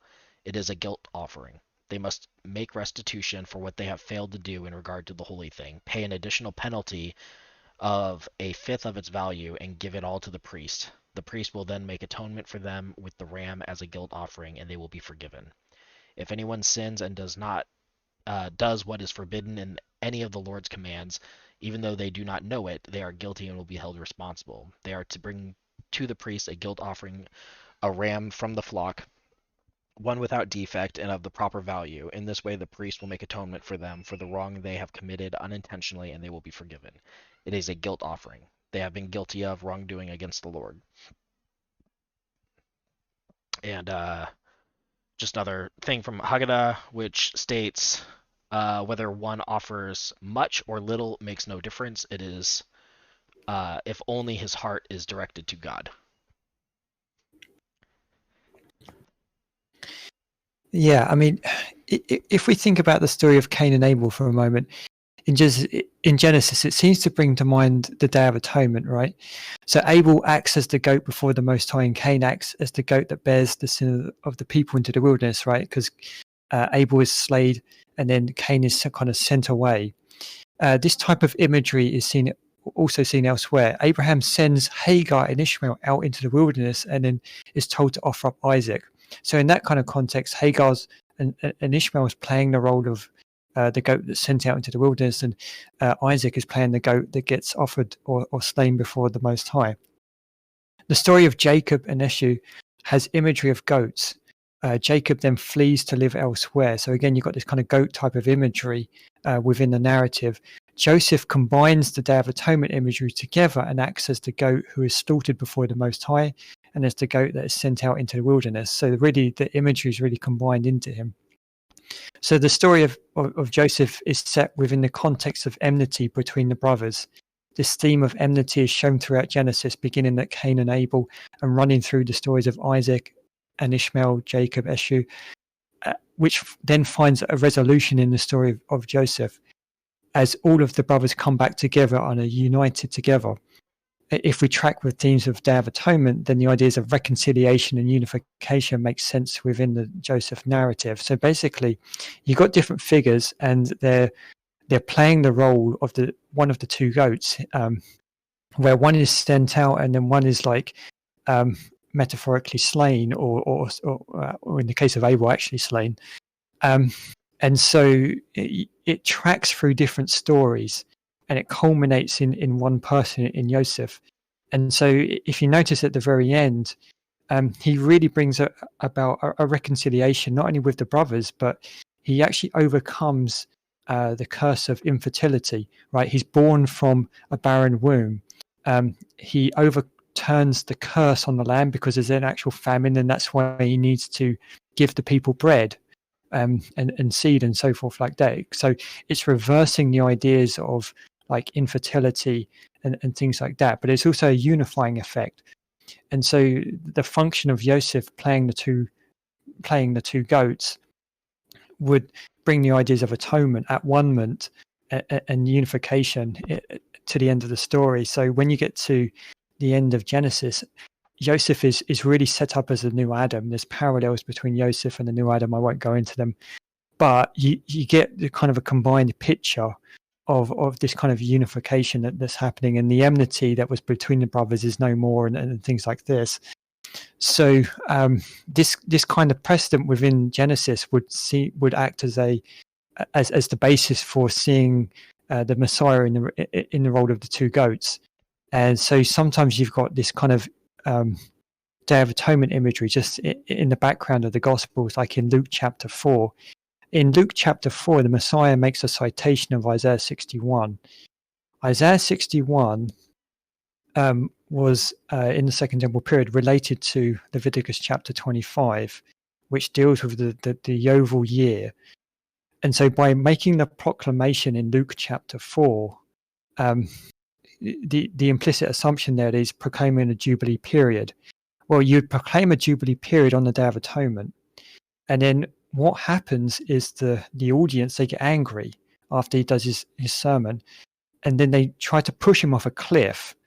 Well, that's what you would do with the goat that goes out into the wilderness in the Second Temple period. They would push it off a cliff so it wouldn't return to the camp. And this kind of imagery tracks through the Gospels, and it seems to culminate in the story of Barabbas.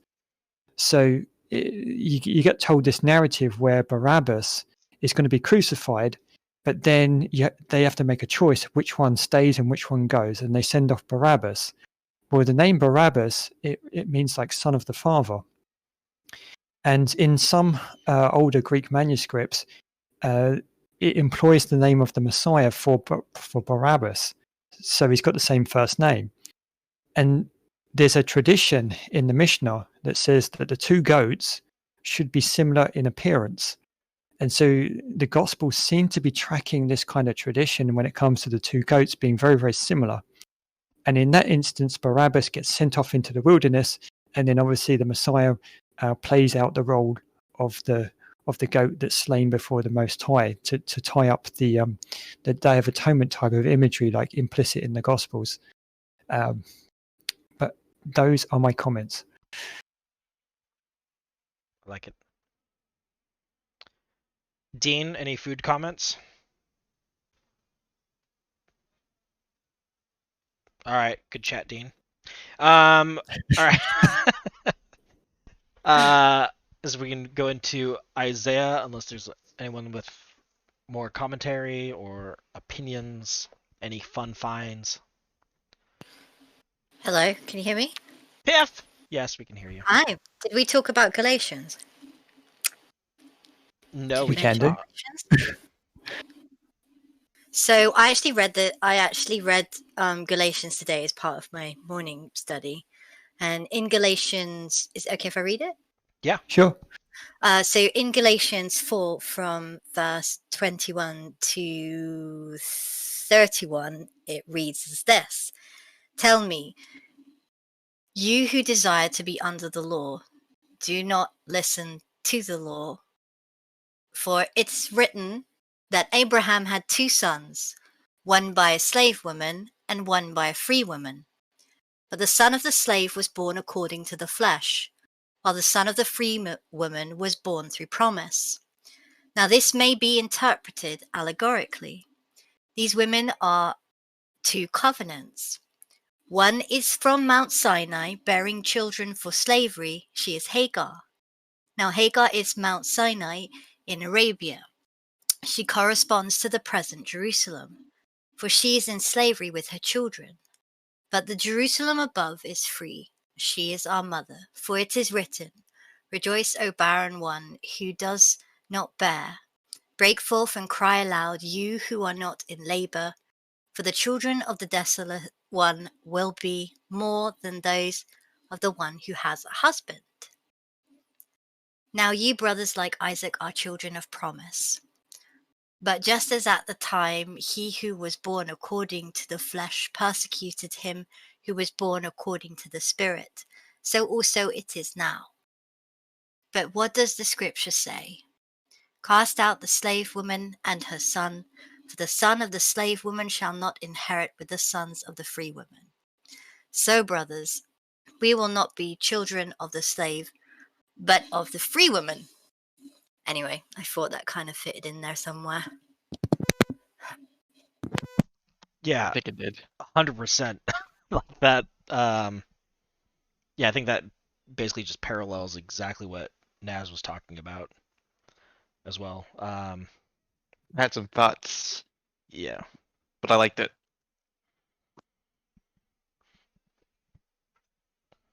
Sorry, what did you say, Dean? I said I had some open thoughts, but I think it closed it. Oh, sorry. Just reading some scripture closed all of your thoughts. I'm gonna start reading more scripture for you, Dean. Do it. Do it. All right. We'll move on to Isaiah. Thanks, Piff. I like that one. I'm actually gonna. My wife's not in here for some reason, but I'm gonna tell her about that. Isaiah 43:21 through 44:23. The people whom I formed for myself, that they might declare my praise, yet you did not call upon me, O Jacob, but you have been wary of me, O Israel. You have not brought me your sheep for burnt offerings, or honored me with your sacrifices. I have not burdened you with offerings, or wearied you with frankincense. You have not brought me sweet cane with money, or satisfied me with the fat of your sacrifices, but you have burdened me with your sins. You have wearied me with your iniquities. I am he who blots out your transgressions for my own sake, and I will not remember your sins. Put me in your remembrance, let us argue together. Set forth your case that you may be proved right. For first your first father sinned, and your mediators transgressed against me. Therefore I will profane the princes of the sanctuary, and deliver Jacob to utter destruction, and Israel to rivaling. But now hear, O Jacob my servant, Israel whom I have chosen. Thus says the Lord who made you, who formed you in the womb and will help you. Fear not, O Jacob my servant, Jeshurun whom I have chosen, for I will pour my water on the thirsty land, and streams on the dry ground, and I will pour my spirit upon your offspring, and my blessings on your descendants. They shall spring up among the grass, like willows by flowing streams. This one will say, I am the Lord's, another will call on the name of Jacob, and another will write on his hand the Lord's, and name himself by the name of Israel. Thus says the Lord, the King of Israel, and his Redeemer, the Lord of hosts: I am the first and I am the last. Beside me there is no God. Who is like me? Let him proclaim it. Let him declare it and set it before me. Since I appointed an ancient people, let them declare what is to come and what will happen. Fear not, nor be afraid. Have I not told you from old and declared it? You are my witnesses. Is there a God beside me? There is no rock. I know not any. All who fashion idols are nothing, and the things they delight in do not profit. Their witnesses neither see nor know, that they may be put to shame. Who fashions a god or casts an idol that is profitable for nothing? Behold, all his companions shall be put to shame, and the craftsmen are only human. Let them all assemble. Let them stand forth. They shall be terrified, and they shall put to shame together. The ironsmith takes a cutting tool and works it over the coals. He fashions it with a hammer and works it with his strong arm. He becomes hungry and his strength fails. He drinks no water and is faint. The carpenter stretches a line. He marks it out with a pencil. He shapes it with planes and marks it with a compass. He shapes it into the figure of a man with the beauty of a man to dwell in a house. He cuts down cedars, or he chooses a cypress tree or an oak and lets it grow strong among the trees of the forest. He plants a cedar and the rain nourishes it. Then it becomes fuel for a man. He takes part of it and warms himself. He kindles a fire and bakes bread. Also he makes a god and worships it. He makes it an idol and falls down before it. Half of it he burns in the fire. Over the half he eats meat. He roasts it and is satisfied. And he also warms himself, saying, Aha, I am warm, I have seen the fire. And the rest of it he makes into a god, his idol, and falls down to it and worships it. And he prays to it and says, Deliver me, for you are my God. They know not, nor do they discern, for he has shut their eyes so that they cannot see, and their hearts so that they cannot understand. No one considers, nor is there knowledge or discernment to say, Half of it I burned in the fire. I also baked bread on its coals. I roasted meat, and I have eaten. And shall make of it the rest, and shall I make the rest of it an abomination? Shall I fall down before a block of wood? He feeds on ashes. A deluded heart has led him astray, and he cannot deliver himself, or say, Is there not a lie in my right hand? Remember these things, O Jacob, and Israel, for you are my servant. I formed you.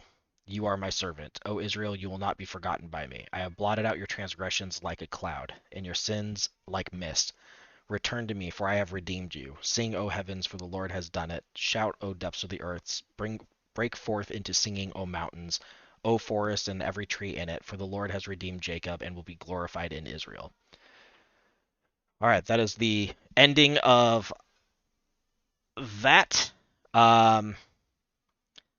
This same message of just return to me, like pointing out all the sins, being like you haven't been doing what I asked, but I won't forget you. I will redeem you. Just return to me. Just return to me. Just return to me. And then even in the New Testament, we see that same message once again over and over, where Jesus is saying, return, return, return. And people have gone astray, and yet they, it's just always be redeemed. Just return back, and you will be redeemed. So you got this concentration on idolatry. And so do you know the saying, you are what you eat? Well, there's a similar type of thought flow when it comes to idolatry. So I'm gonna read two psalms, or two parts of Psalms, and this is from Psalms 115. And notice what happens. Not to us, O Yod-Heh-Vav, not to us, but to your name give glory, for the sake of your steadfast love and your faithfulness. Why should the nations say, where is their God? Our God is in the heavens. He does whatever he pleases. Their idols are silver and gold, the work of men's hands. They have mouths but do not speak, eyes but do not see. They have eyes but do not hear, noses but do not smell. They have hands but do not feel, feet but do not walk, and they do not make a sound in their throat. Those who make them are like them, so are all who trust in them. So basically, here in this psalm, you've got the psalmist, and he's saying that those who make idols basically reflect their characteristics. Idols don't really smell, they don't walk, they don't feel. But what the psalmist is saying is those who make them end up being like them in the sense of that they won't hear the Most High, they won't see his works, and so forth like this. And this is also reflected in Psalms 135. So it says this, for Yod-Heh-Vav will vindicate his people and have compassion on his servants. The idols of the nations are silver and gold, the work of men's hands. They have mouths, but they do not speak. They have eyes, but they see not.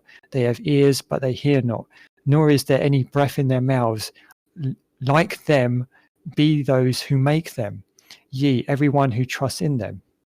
So again, you've got this association of whoever's making the idols is basically going to end up being like the idols. You become what you worship. It's like with the similar saying, you are what you eat. You become what you worship. And so this is why Genesis 1 is very, very subversive. In Genesis 1, the Hebrew word Salem is used in relation to Adam. This Hebrew word is used in relation to idols.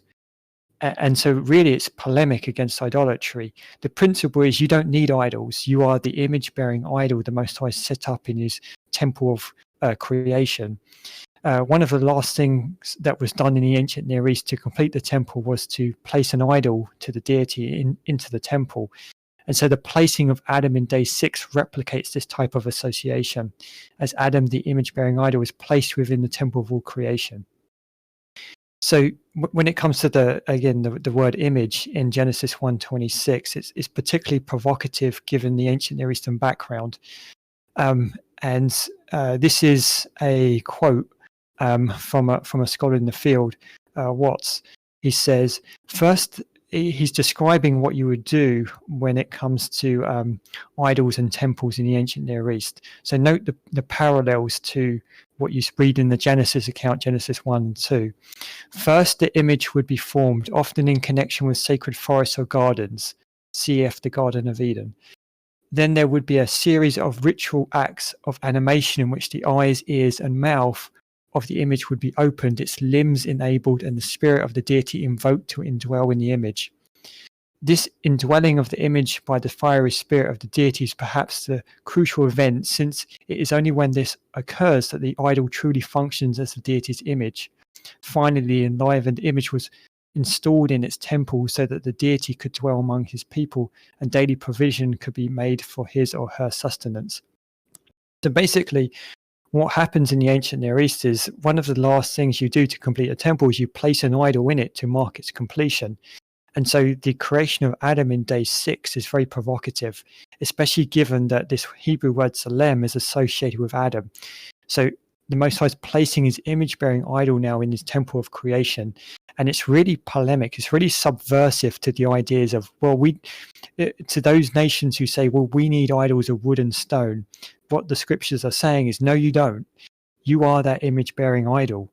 And so forth like this. And what the Psalms I've just read out are saying are basically, if you worship idols, you're going to end up being like the idols.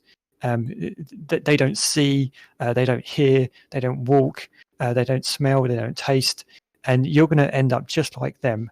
And you're going to miss your own, what you're meant to do in life through being the image-bearing idol that the Most High has established in creation. And that kind of ends my comments. I got something. So would you say the tree of life, or not good and wisdom, knowledge, is that the idol in the Garden of Eden? I wouldn't say so, right? Because it was good for food, right? So Eve is tempted in 3 ways, and this mimics also the 3 ways in the Messiah was tempted. And so I wouldn't necessarily associate the tree with an idol per se.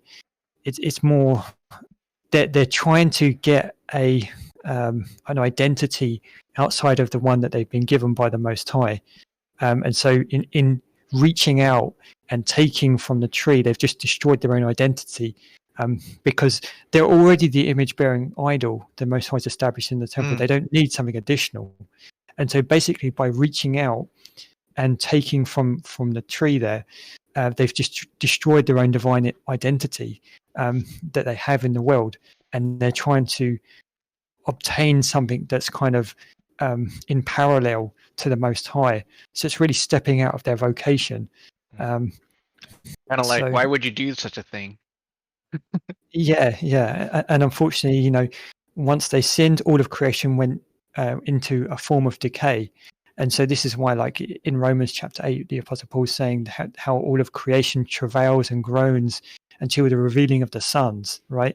Because the action of Adam had repercussions for all of the universe itself. And so this is the fundamental reasoning that we have when it comes to the high priest.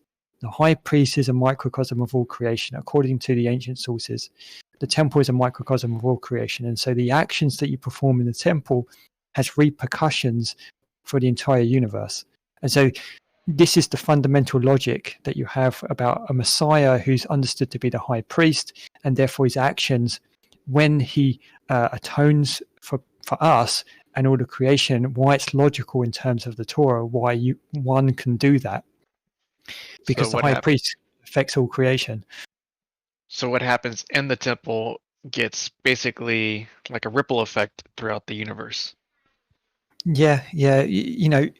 Fundamentally, it goes back to Adam, right? If we think about Adam, when he sinned, all of creation came down with him. They started to decay. So his actions had a universal effect on the land, on animals, on the rest of creation.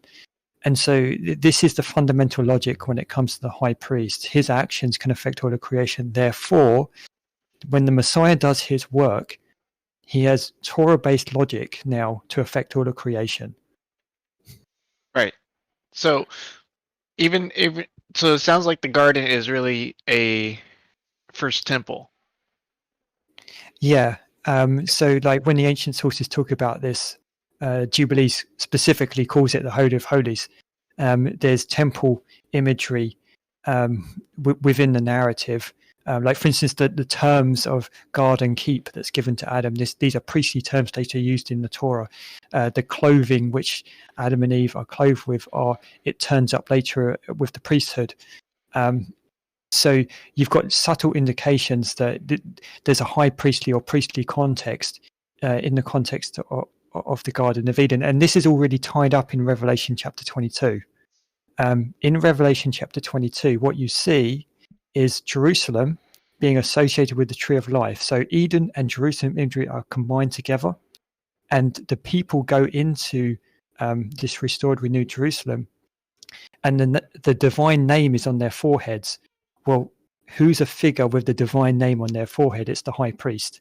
If you go to Exodus chapter 28, you'll see that during the instructions about the clothing of the high priest, one of the things that he bears is the divine name on his forehead. And so basically all of this is now coming together. You've got the idea of temple, high priest, to Eden, to Jerusalem, and it's all coming together.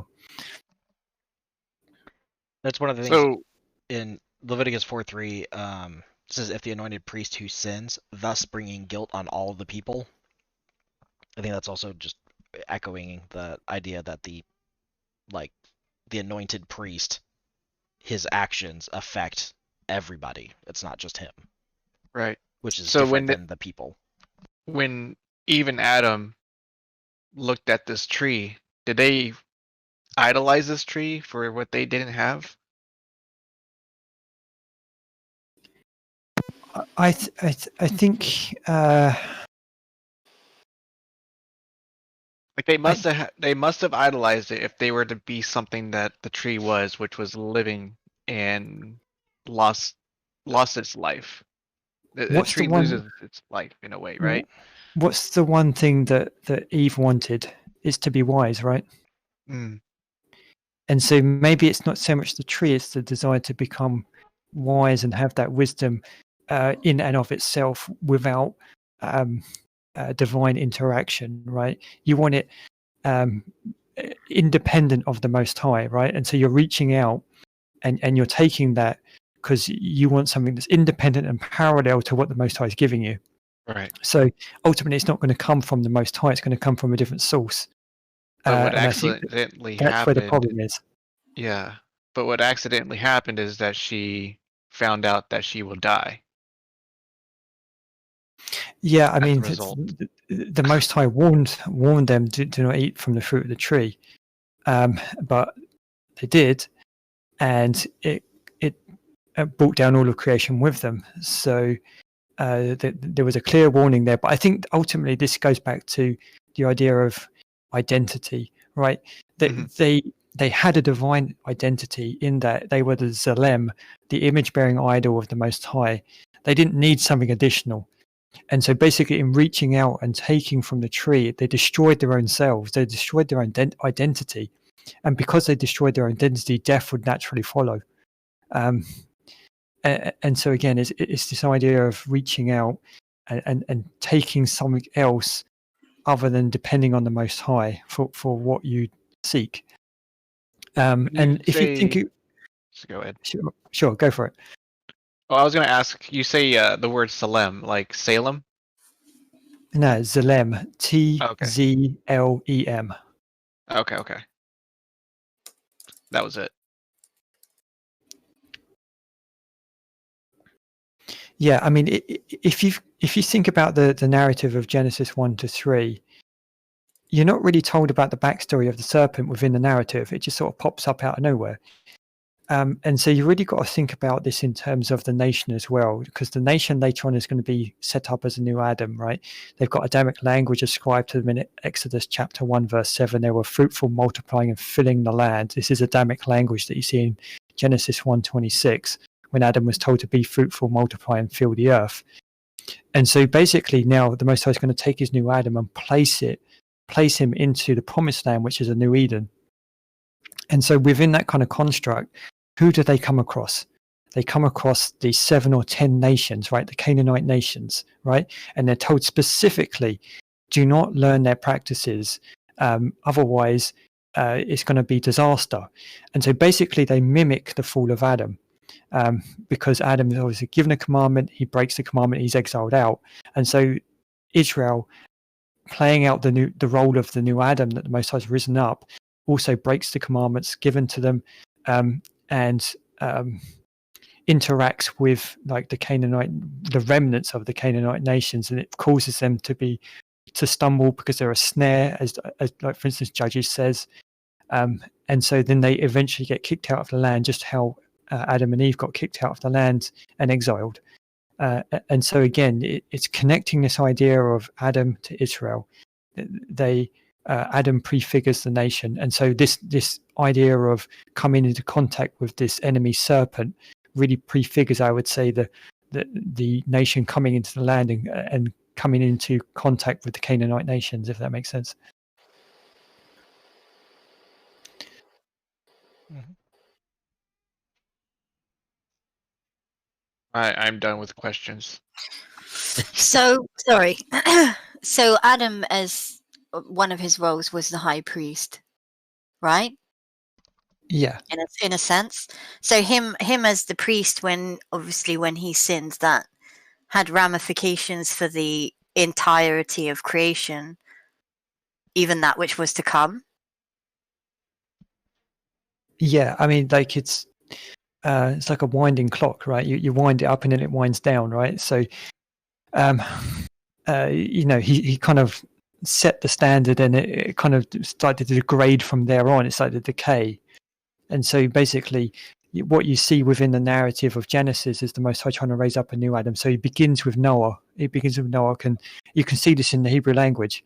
The same words, "be fruitful, multiply," is given to Noah as Adam was given, and so Noah is now the new Adam. He's set up as a new Adam, and then there's a full scene, just like we've got with the story of Adam. I won't go into it; it'll take too long to demonstrate the parallels. But this type of understanding was understood. You go to sources like Philo, and when Philo's talking about Noah, he says, for all intents and purposes, we understand him to be the first man again, in the context of a second creation. And so they're noting these types of narratives and these spirals of these new Adams the Most High is trying to set up. And so then the Most High then attempts to raise up a new Adam in the figure of Abraham, and then it goes down the line to Joseph, because there's a comparison between Joseph and Adam. If you compare them very carefully, there's similarities between the two. And so basically, in very short form, Joseph is exalted. He's given a wife, just like how Adam is given a wife. Joseph is connected to the Spirit of God, and you only see that phrase twice in the entire in Genesis. You see it in Genesis 1, and you see it in the story and narrative of Joseph. And so basically, within that kind of construct, what you see is Egypt being exalted to the head of the nations. Joseph is placed second under Pharaoh, and so basically he has the dominion that Adam was meant to have, right? Because all of the nations are now subservient to Egypt, and so basically he's now got the dominion that Adam should have had, and he's also overcome issues like infertility, right? He's overcome the curse of the land because there was a famine, but he had a plan and he had a way to get around the curse. He came from a barren woman, and this overturns the idea of infertility that you see in Genesis chapter 3, right, where the woman's going to have pain through childbirth. Obviously, there's now going to be issues, there's going to be death and so forth like this. So at different points, he's being set up as a new Adam. He then dies, and then we move on to Israel, and they're set up as the new Adam. But just like the first Adam, there's a full scene, and then it goes to figures like Solomon, King Solomon, where he's set up as a new Adam. He's filled with wisdom. Then his wives cause him to sin, just like how Eve caused Adam to sin, and things like this.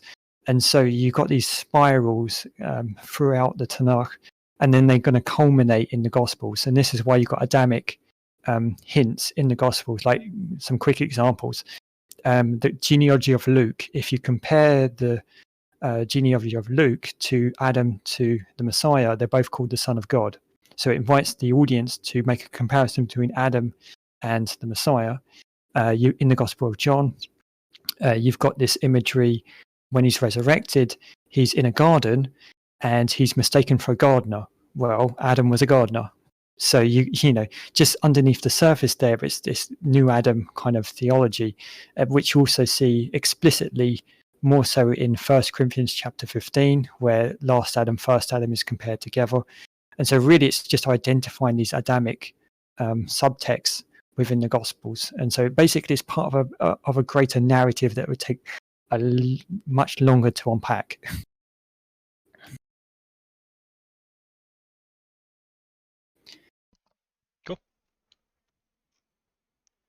Yeah, we might get more into. Actually, we probably will, just because that's what we do all week long. So we'll probably get into all this stuff anyway. Next section is 1 Corinthians 10, 19 through 22. It's the shortest part, and then that is the end of our portions. So here we go. We're going to jump into it. All right. Do I mean then that food sacrificed to idol is anything, or that an idol is anything? No, but the sacrifices of pagans are offered to demons, not to God, and I do not want you to be participants with demons. You cannot drink the cup of the Lord and the cup of demons too. You cannot have a part in both the Lord's table and the table of demons. Are we trying to arouse the Lord's jealousy? Are we stronger than he? And that's it. Yeah, I don't really have any comments. I think it flows nicely with the rest of what we've been talking about. So I don't really have too much commentary to go along with this because it reads straightforward for me. So here we've got two citations or two allusions to Deuteronomy 32 verses 17 to 21. So when he says this, no, I imply that what pagan sacrifice they offer to demons and not to God. So this is a citation or an allusion at the very least of Deuteronomy 32 verse 17. It says this, they sacrifice to demons and not to God.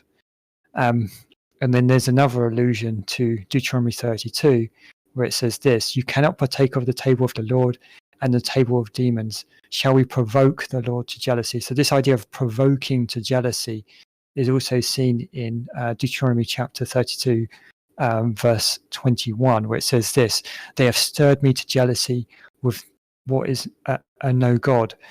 And so basically you've got this double allusion to Deuteronomy 32 verses 17 and 21. And this is going to be very significant when you come to the term table of demons. Where's he getting that term from, right? Well, there's an actual place in the Septuagint where he could be actually getting this from. And this is linked to Deuteronomy 32. But to unpack that, we're going to go to Romans. Because in Romans chapter 10, he cites two verses together. So he cites from Deuteronomy 32:21, which we've just read, and Isaiah chapter 65 verses 1 and 2. So he says this in Romans chapter 10. Again I ask, did Israel not understand? First Moses says, I will make you jealous of those who are not a nation. With a foolish nation I will make you angry. Then Isaiah is so bold as to say, I have been found by those who did not seek me. I have shown myself to those who did not ask for me. But of Israel he says, all day long I have held out my hands to a disobedient and contrary people. So this last portion here is in reference to Isaiah 65 verses 1 and 2. So the key here is that he's associating Deuteronomy 32:21 with Isaiah 65 1 and 2. And when we read Isaiah 65 and look at the greater context, when you look at the Septuagint version of it, it says verse 10, so Isaiah 65 verse 10 to 11 says this, and there shall be in the forest folds of flocks, and the ravine of Achor shall become a resting place of her people who have sought me. But as for you who forsake me and forget my holy mountain and prepare a table for the demon and fill a mixed drink for fortune. So if we flip back to 1 Corinthians chapter 10, in 1 Corinthians chapter 10 verses 19 to 22, what we've got there is a double allusion to Deuteronomy 32. In Romans, he connects Deuteronomy 32 to Isaiah 65. And when we read the context of Isaiah 65, we get this term, table of demon, in the Septuagint usage. So he seems to be employing this term that's found in the Septuagint in the text in 1 Corinthians chapter 10 there. And so that can account for, where's he getting this understanding from? Where's he getting this phrase from exactly? And so when you compare the Septuagint there and its uses of the phrase "table of demons," it's basically interpreting some of the Hebrew to mean it's to do with idols and stuff like that. And so basically, it all now comes together. You've got this context now that he's clearly associating Deuteronomy 32 plus Isaiah 65 together. And then when you actually read the context of Isaiah 65, then the table of demon language is not far away from Isaiah 65. So again, it's a very complex set of associations that are going on, but it just shows you that when he cites verses, it's always good to check the context of the actual verses that he's citing, because sometimes what happens is you'll find additional pieces of information that is not explicitly said, but it's implied. I'm citing from this verse, go and look at the context of that verse, because that context will have some kind of meaning and help you interpret what I'm saying, right? Otherwise, you're left with the idea of, well, he's talking about table of demons, but we don't know where he's getting that from, and we're just going to leave that as it is. But I have no, a question. There's an actual sorry, keep going. explanation. Sure, go for it. So would the idea of eating meat to idols or the table of demons be more of an idea of fellowship? So not that any food is necessarily unclean in of itself, but having union or a meal or some type of form of that with something unclean, like a unclean spirit or demonic, that would be a point of offense, not necessarily the food. Okay, so this would take a long time to really unpack, so I'm going to do this in summary form. Okay. So in the first century, there was a debate when it comes to eating with those of the nations. Is the intention of those of the nations always inclined to idolatry? There was two main views on this. One view said yes, the intention of the nations when they eat is always inclined to idolatry. The other view said no, it's not, and it depends on the actual individual and their intention. And so when it comes to the instruction that the Apostle Paul gives, if you notice, he talks about conscience, but this can also be translated as intention. And so he's saying basically that if you sit down, if you're invited by an unbeliever and you go there and you sit down at the table and you've got an issue whether or not the food has been offered to idols or not, what you do, you factor in the intention of the person. And so if there's no directly stated intention by the person that they've offered the wine or the meat or the food to idols, you can assume that their intention is not inclined towards idolatry. However, the instruction is if they declare their intention in that they have dedicated the wine or the meat or the food to the actual idol, then at that point you say, no, I'm not going to eat that, because then that's participating in idolatry. And so basically you got these two views within a Pharisaic thought that are kind of battling out. And it seems to be the Apostle Paul's kind of on the side of, no, those of the nations are not always inclined to idolatry, and you should only assume that it's idolatry if they flat out say it. And you can see this actually in the instructions in Corinthians. That's how he couches his halakha there, his instructions to the Corinthians there. Sure. Second question then is this where the concept of praying for your food comes from, in the sense of, let's say you were buying meat in the marketplace and unbeknownst to you, it was offered to an idol, but you had no idea of it. Do you know if that's where the concept of praying before a meal comes from, to sanctify it? It would be more ancient than the first century. I mean, you've got the Apostle Paul, and he's in Corinthians, and he's utilizing like text like Psalms 24. Psalms 24 is used in the rabbinic material when it comes to blessing food and things like this. And so it's more ancient than the first century. So he basically what he's doing, he's carrying on a well-known tradition through his usage of Psalms 24, right? Because the Psalms 24 says, off the top of my head, it says, the earth is the fullness of it, right? The earth belongs to Yod-Heh-Vav and the fullness of it. And so basically he cites that twice, right? When he, in the context of his instructions. And he cites it in two different ways. He actually cites it in two different ways. Unsystematic, by the way, but that's another issue. Pharisees generally weren't systematic in their theology, but it doesn't mean they're incoherent. So basically, what he's doing is he's siding with the side of the debate that says we shouldn't always assume that those of the nations are inclined to idolatry, but he's utilizing an accepted tradition in certain like blessing of the food and so forth like that. So this predates him. He didn't make it up. This predates him. And I don't know if that answers your question. I think it helps. Trying to think here.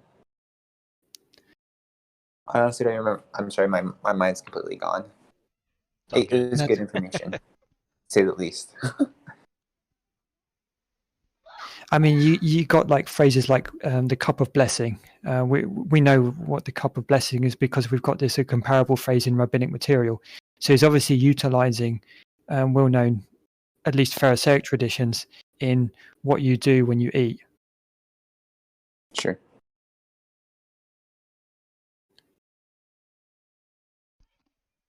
Okay. All right. Any other questions? Last comments? Anything else before we close out of the portions? All right. That concludes all the portions today.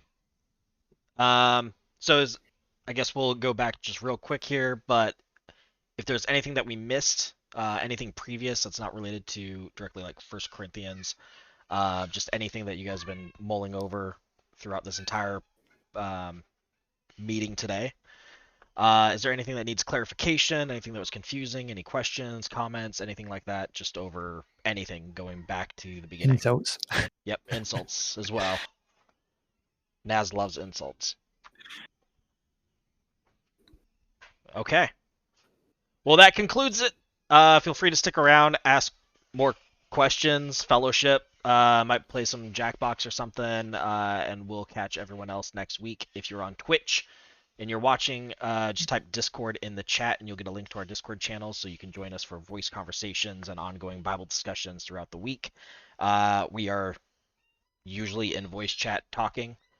And if anyone is in Discord that has been listening, Light, Dean, Piff, if you guys haven't already, go over to the announcement channel and there's a Parashah survey. If you want to fill that out, that would help so we can make these things better each week. And yeah, Naz, do you want to sing us some outro music? How about no? Yes, do it.